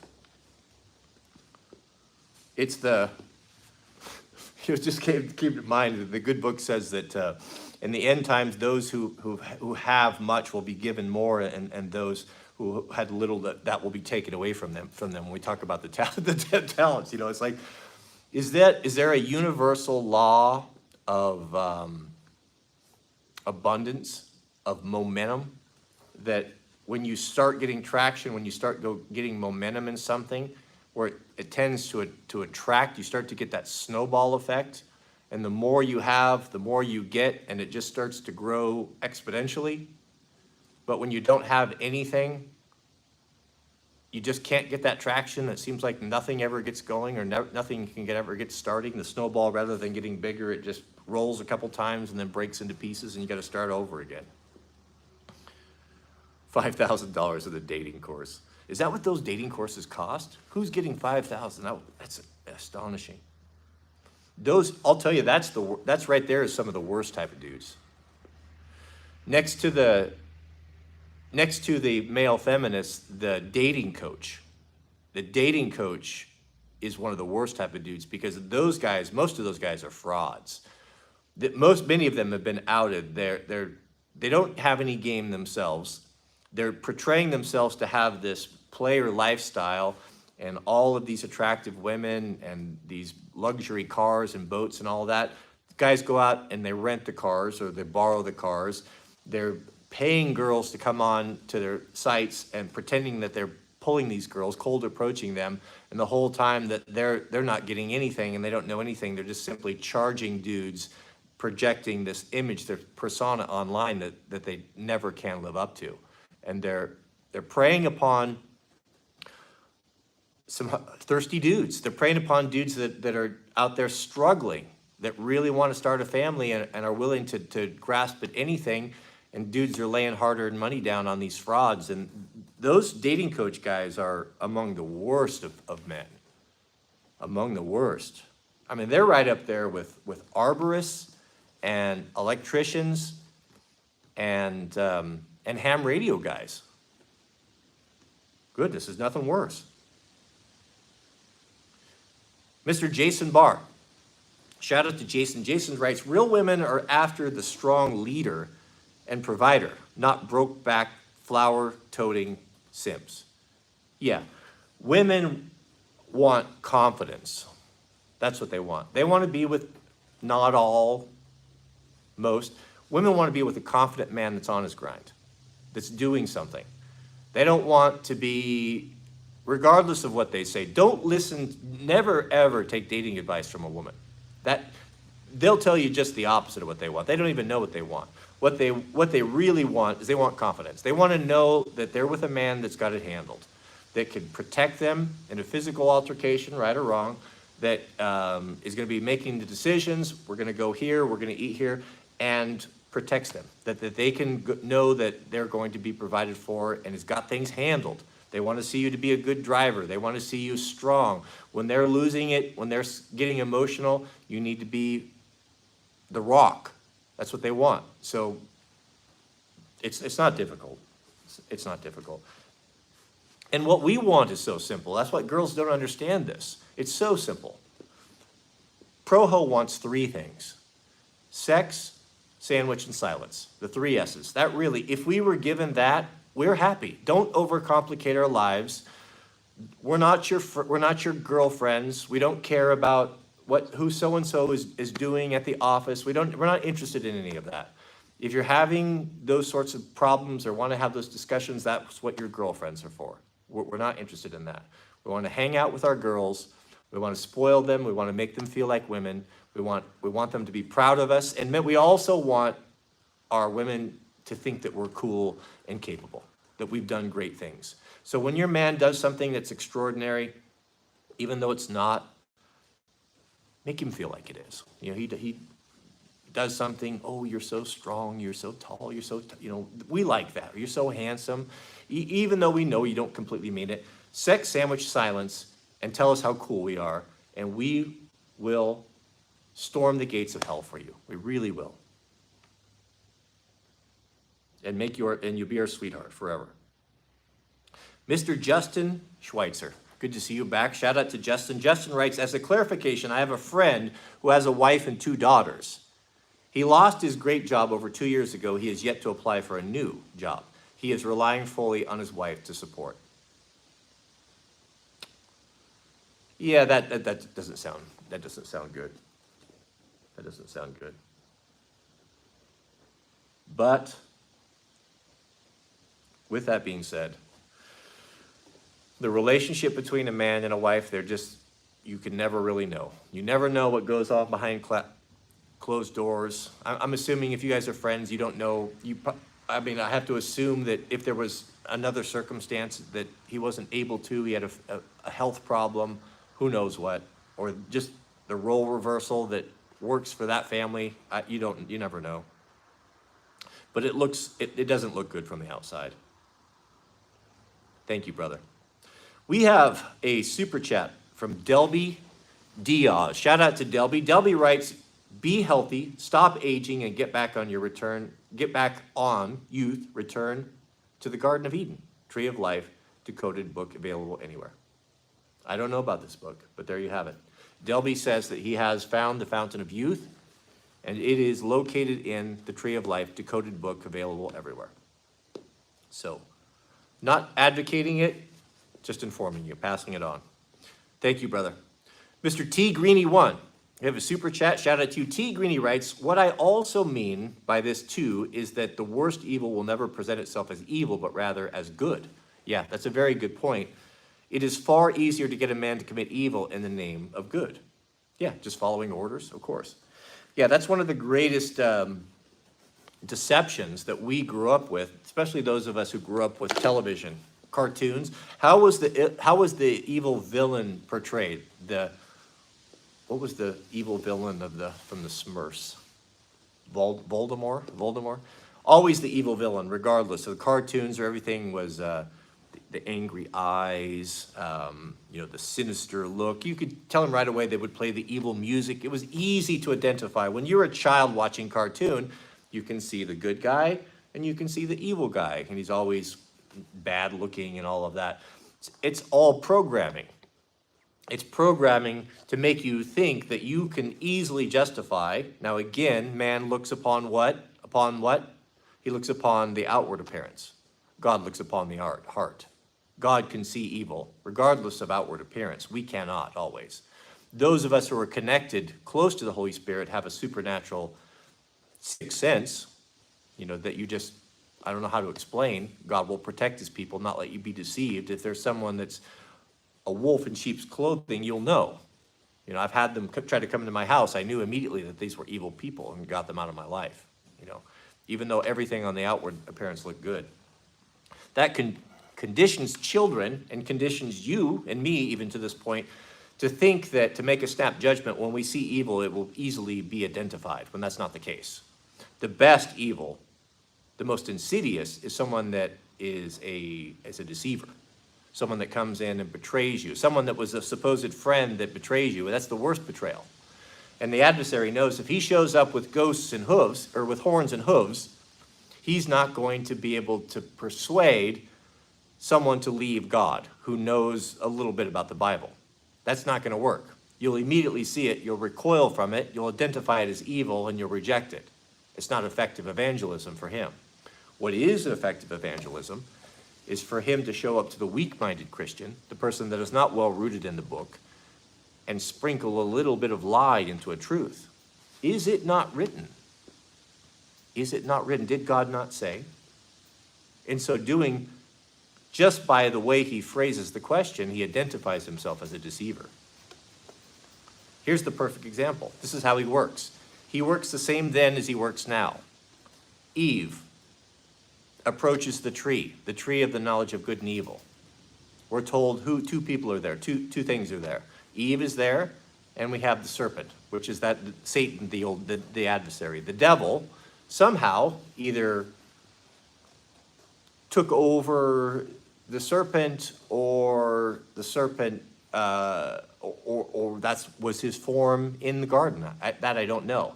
But also, a lot of the theologians and fathers of the past believed that the snake, when it was originally created, was not the snake we have today. The snake, from what it did by deceiving Eve, brought a curse upon itself. And that curse was, for the rest of your life, you will crawl on your belly and you will eat dirt. Not literally eating dirt, but so low will its position be among the animals that it slithers along on its belly. Is there anything lower than a snake belly? That guy is lower than a snake's belly. That old saying? This comes down, hands down. This negative connotation, this negative feeling of snakes and serpents is put into you from the very beginning. There's been a curse put upon that animal because it beguiled God's children. There was a curse put upon man, woman, and the snake, all three. But legend has it that maybe the snake was a flying creature before, was able to fly. But it's also written in the good book that it was the most clever of all the animals. So I don't know all the circumstances. These are just some things. But the point being is how clever the adversary was in deceiving her. He said, when Eve was looking at it, he said, why don't you come and try this fruit? And she said, no, I'm not going to eat that. Did God not say, you shall eat of all the fruit in the garden, but of the tree of the knowledge of good and evil, of this you shall not eat?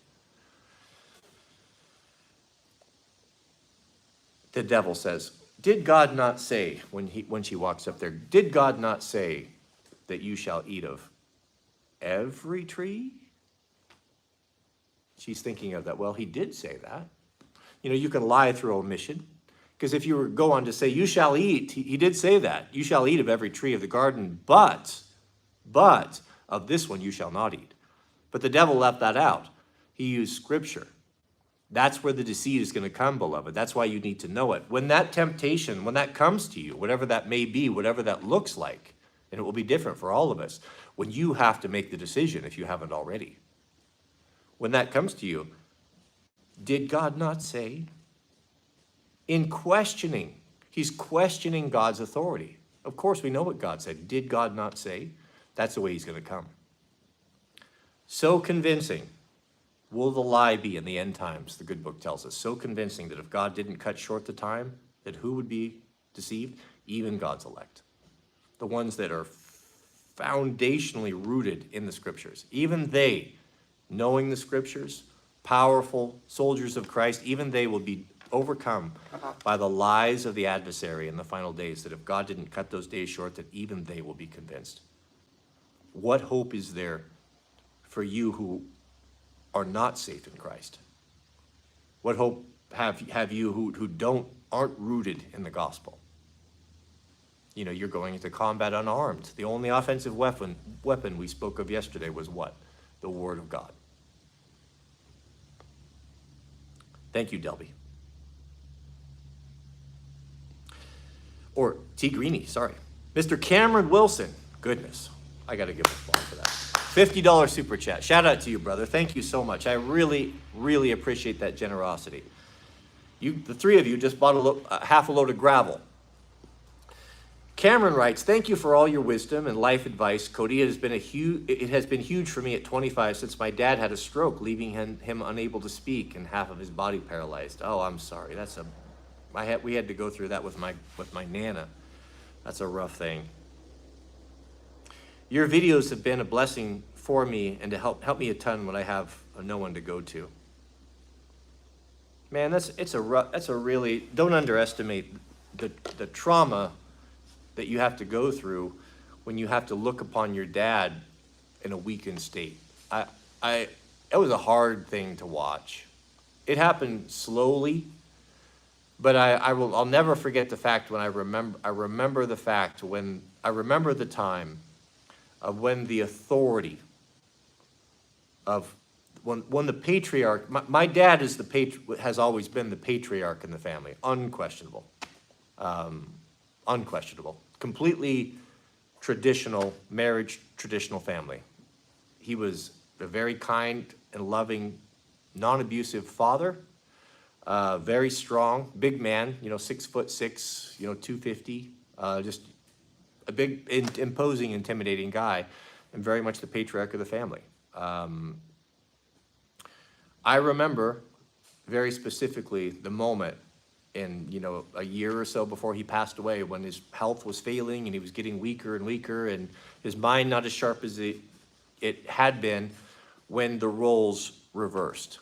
When it finally dawned on me that now that's me, that now my sister, my mother, family, my own family, even though I was, had my own household and my own kids and all that, my father was still the patriarch, was certainly the alpha in the room when we got together for family get-togethers, no question. That was fine. Everyone has their role. There was not a conflict there. It was never open for discussion.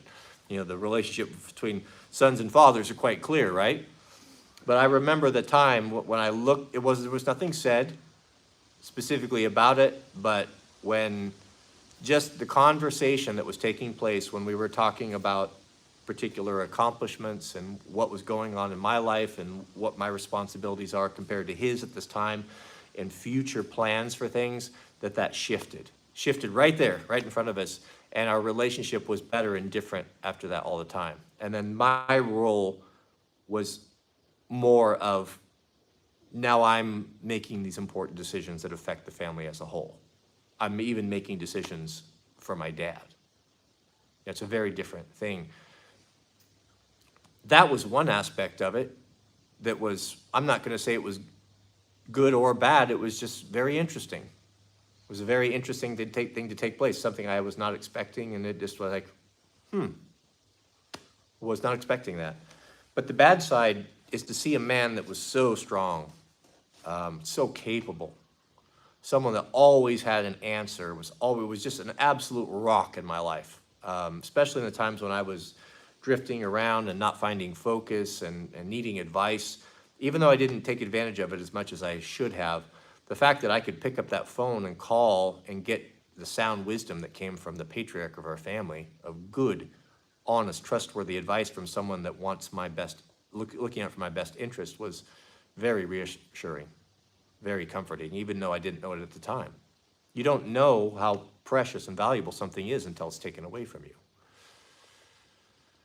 And to watch him deteriorate and to get sicker and worse, and that ability, you know, that rock, that foundation start to crumble, there's a lot of sadness into it. I remember finding it hard to look upon my dad in his weakened state. I wouldn't say that I was going to say, you know, like the initial thought was this of, it repulsed me. It repulsed me to see this great,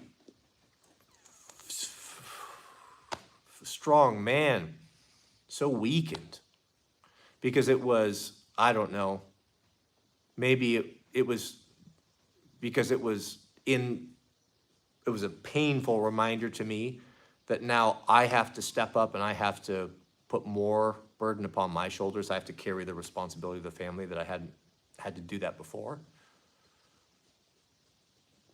Maybe it was just that those of us that are strong men despise weakness, and that's just our carnal nature speaking.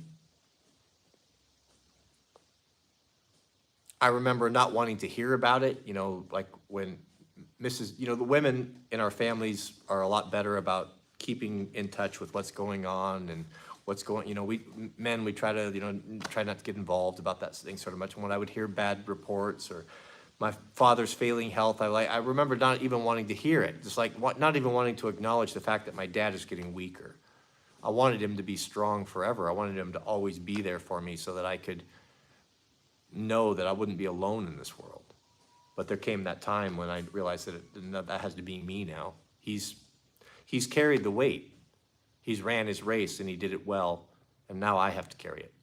And it's time to do that now. And he very graciously made that transition, and not a word was said, but it was made nonetheless.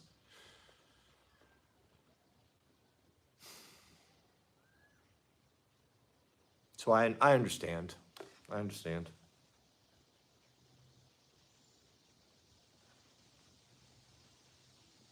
It's a hard thing. I'm sorry, Cameron. But you do have an opportunity. You have your dad here.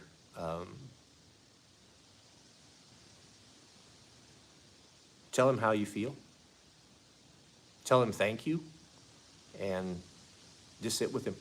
Sit with him and spend as much time as you can.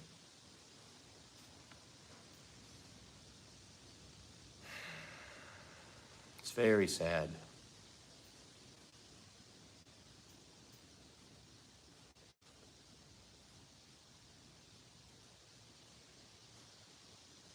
It's very sad. We have a super chat from my 125-21252. Welcome back. Always good to see you. Who writes? Thank you. Thank you for your generosity.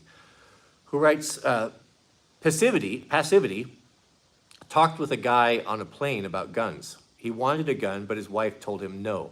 Excuse the crassness. But I asked if God gave him stones between his leg, be a man or don't, hot or cold.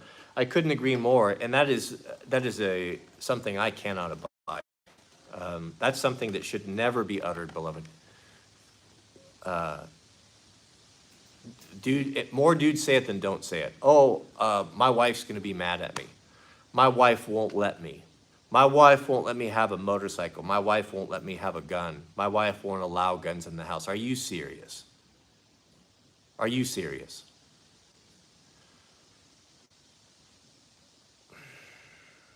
First off,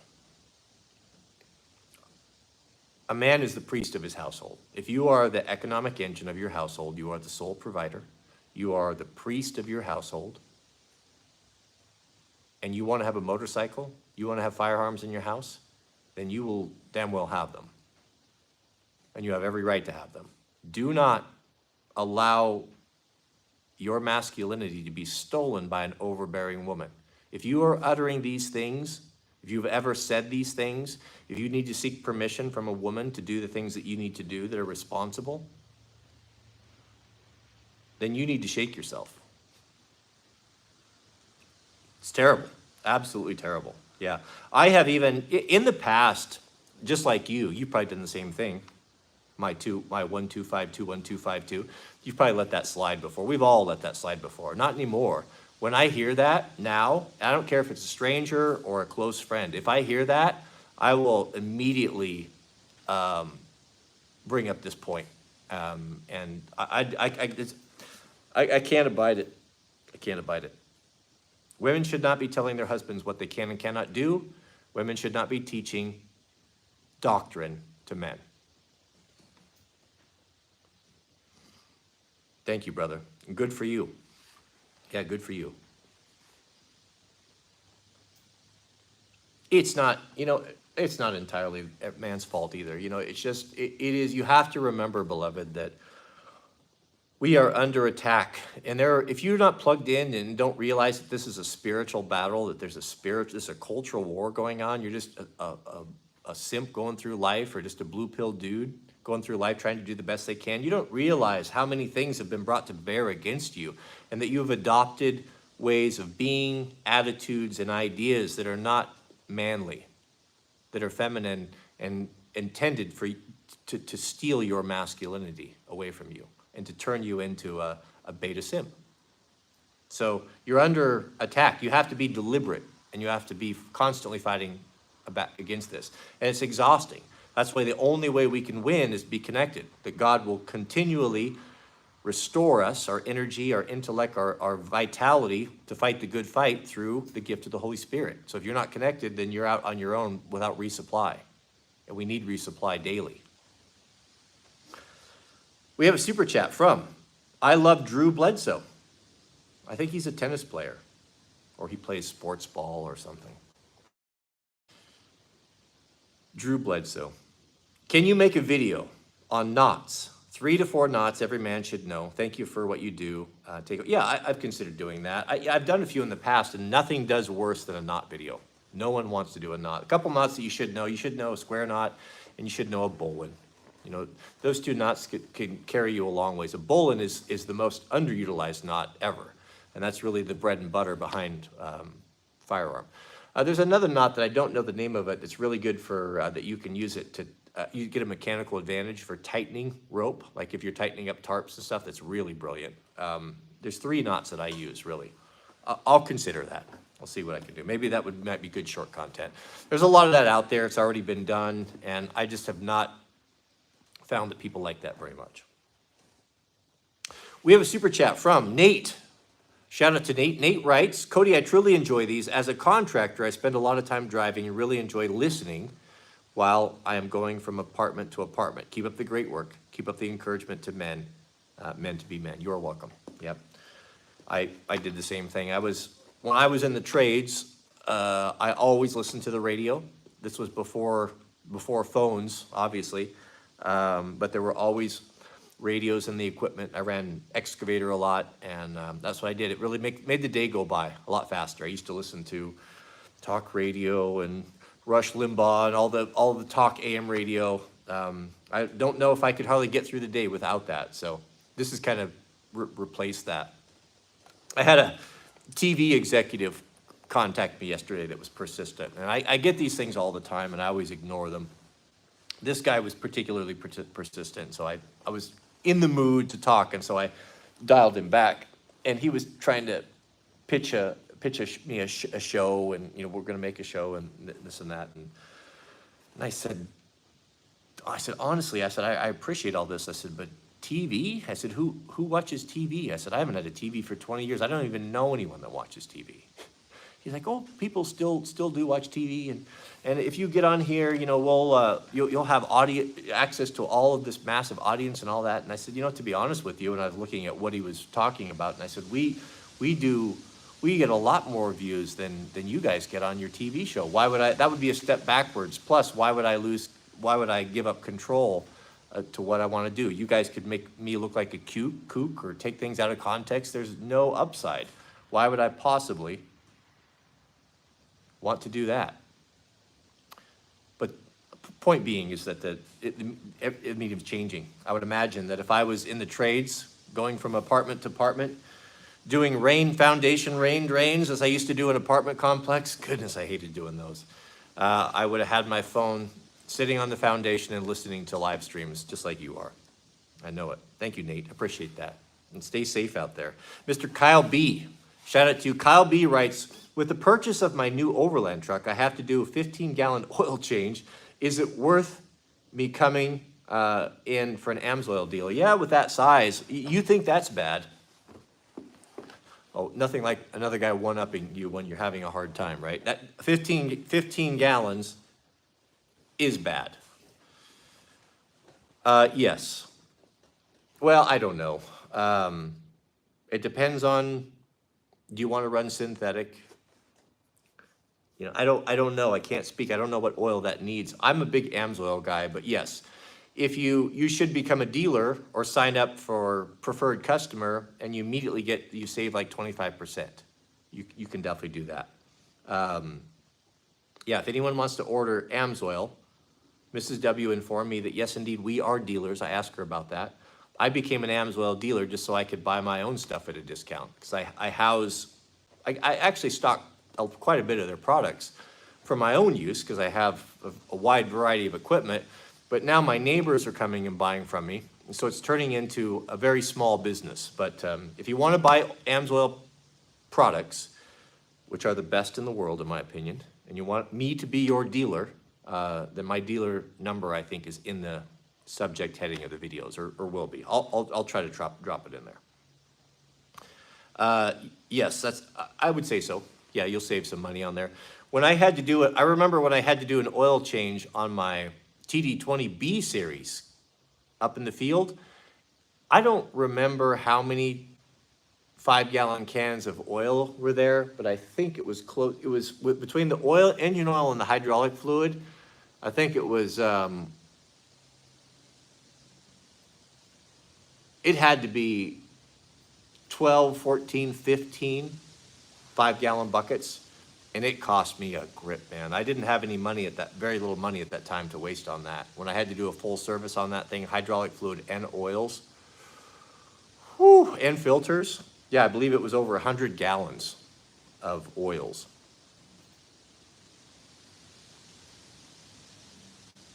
Yeah, shout out to you, Kyle, man. Getting that new overland truck, that's a very wise thing to do right now. Very, very wise. Okay, well, 2:30 on a Friday. I think that's just about it for us. So speaking, as I said, just to close, speaking with the Yanmar folks, and we're putting all that stuff together. And they also, so we might be getting a brand new tractor. It's going to be, we're going to go from like a 58 horse, 59 horse, and nothing's down on paper yet, but it looks like it's going to go that way. We're probably going to go from like a 59 horse, the YT 359C, which I have now, to like maybe like, I think it's a 259 or 249. It's going to be more like a 30, 40 horsepower tractor, which for the acreage that we have here is actually a more appropriate size. I just told him I want a cab. I don't want a non-cab tractor. Yeah, so that's gonna be fun. What else was there? Friday, Sabbath is coming, be getting ready for that. I'll be spending it alone. And then this weekend, I'll be heading out. We have some house sitters coming, get them set up. And then I'll be heading up to Minnesota for the National Debate Championship, which I'm very proud to say my son will be competing at.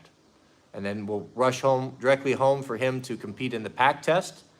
And then, if he passes that, we'll ship him off to his first wildland firefighting season for the summer. You think I'm proud and excited? I certainly am. I hope he has a good experience.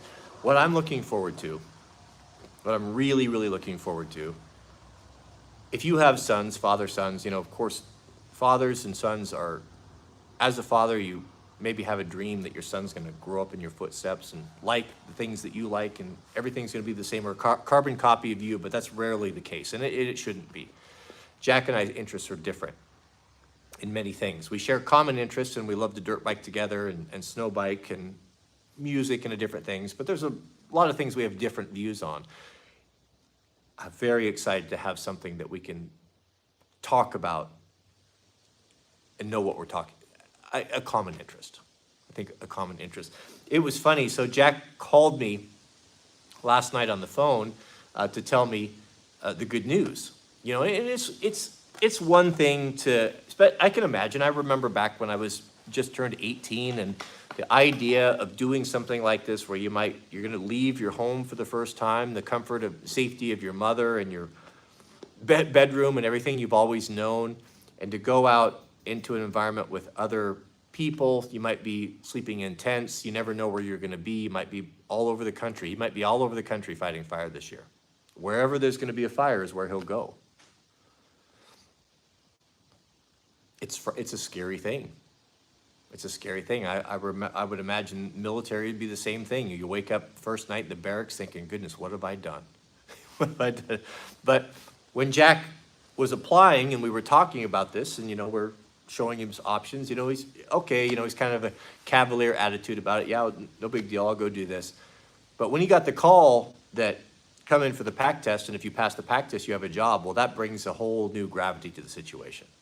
Now you start thinking, oh, I'm actually doing this. You know, and I could just tell in his questions and in his voice that, oh, you know, now he's like really taking it serious. There's going to be something required of him.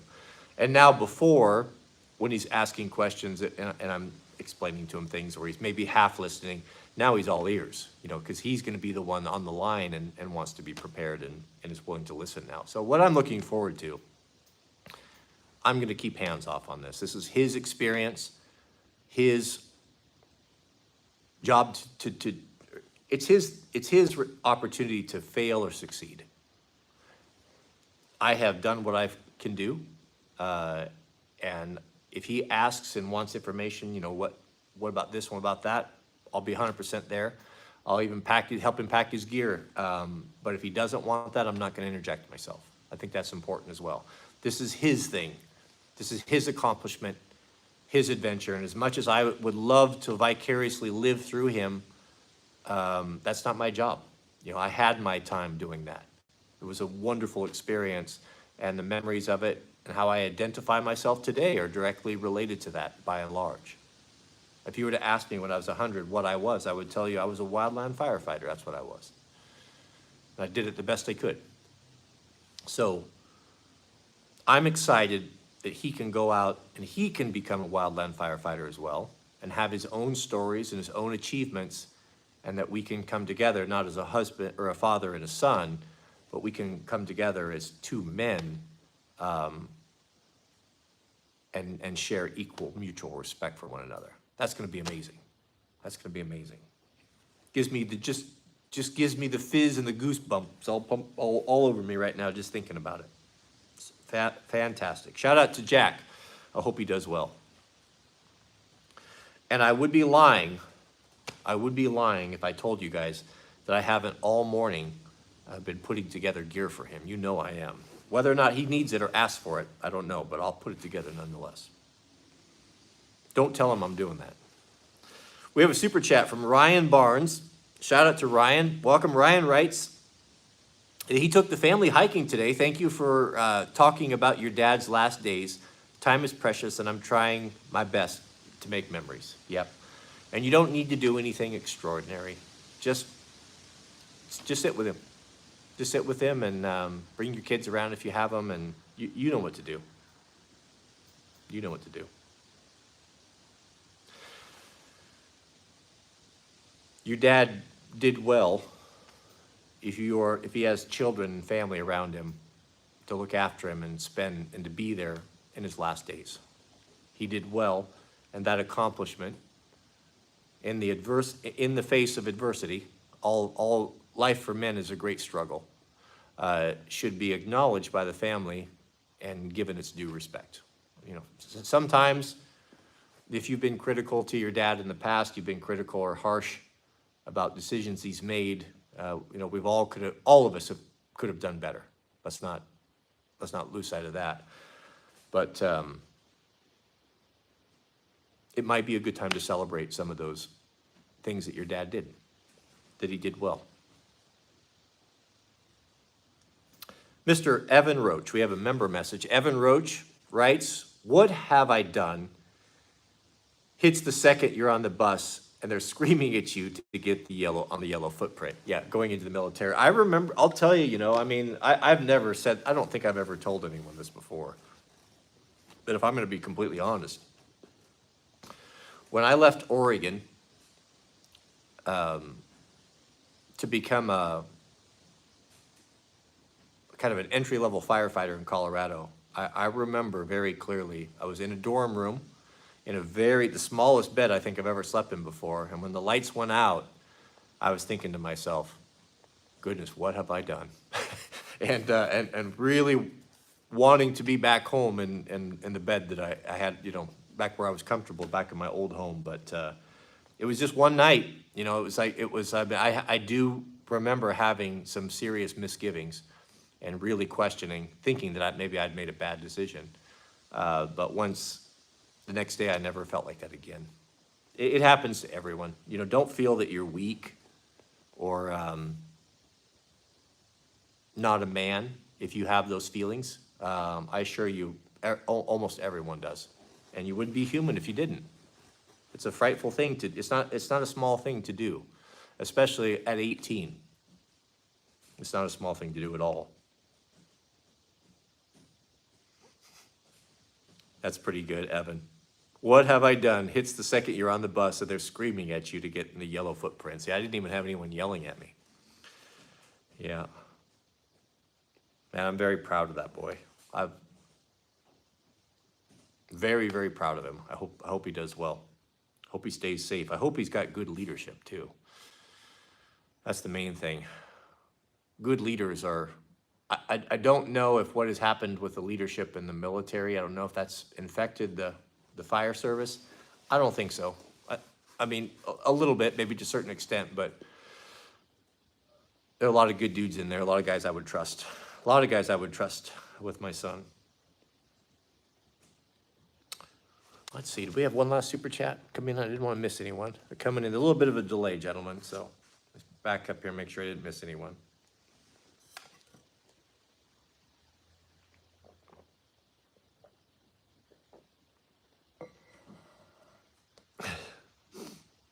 I guess that's it. That's it.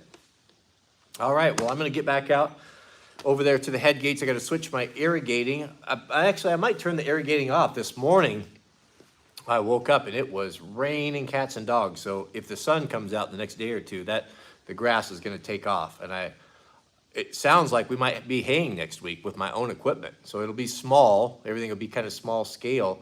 But I actually prefer that. It's going to be less intimidating for me to learn. I'm going to need a little bit of training on that too, because I don't know anything about farming or doing hay or that. I think that the cutter is pretty self-explanatory. I think the rake is pretty explanatory. One thing that I don't want to mess up and get in trouble is tearing up a baler. So that's always a concern to me. But we'll figure it out. We'll figure it out together. I keep seeing super chats pop up, but I'm not getting them on my feed. I don't know. Well, if I missed you guys, any of you, I apologize. Perhaps Mr. Overton can pop those up, and we'll lead off with those come Monday, Lord willing. I do appreciate all of you hanging out. Thank you, Mr. Overton. Thank you to the middlemen. Thank you to the Big Fizz group. I really appreciate you guys being here and your time and your faithfulness. Thank you to all the super chats and the great questions. Yesterday's stream, yesterday's questions, and today's questions have been quite good. Just as a testimony to the high quality nature of Proho in the chat. And I do appreciate that. I've always said from the very beginning that the best subscribers on YouTube have always been here. Some of the best people I've ever met. And I really appreciate that. May God bless you and your families. Please keep us in your prayers.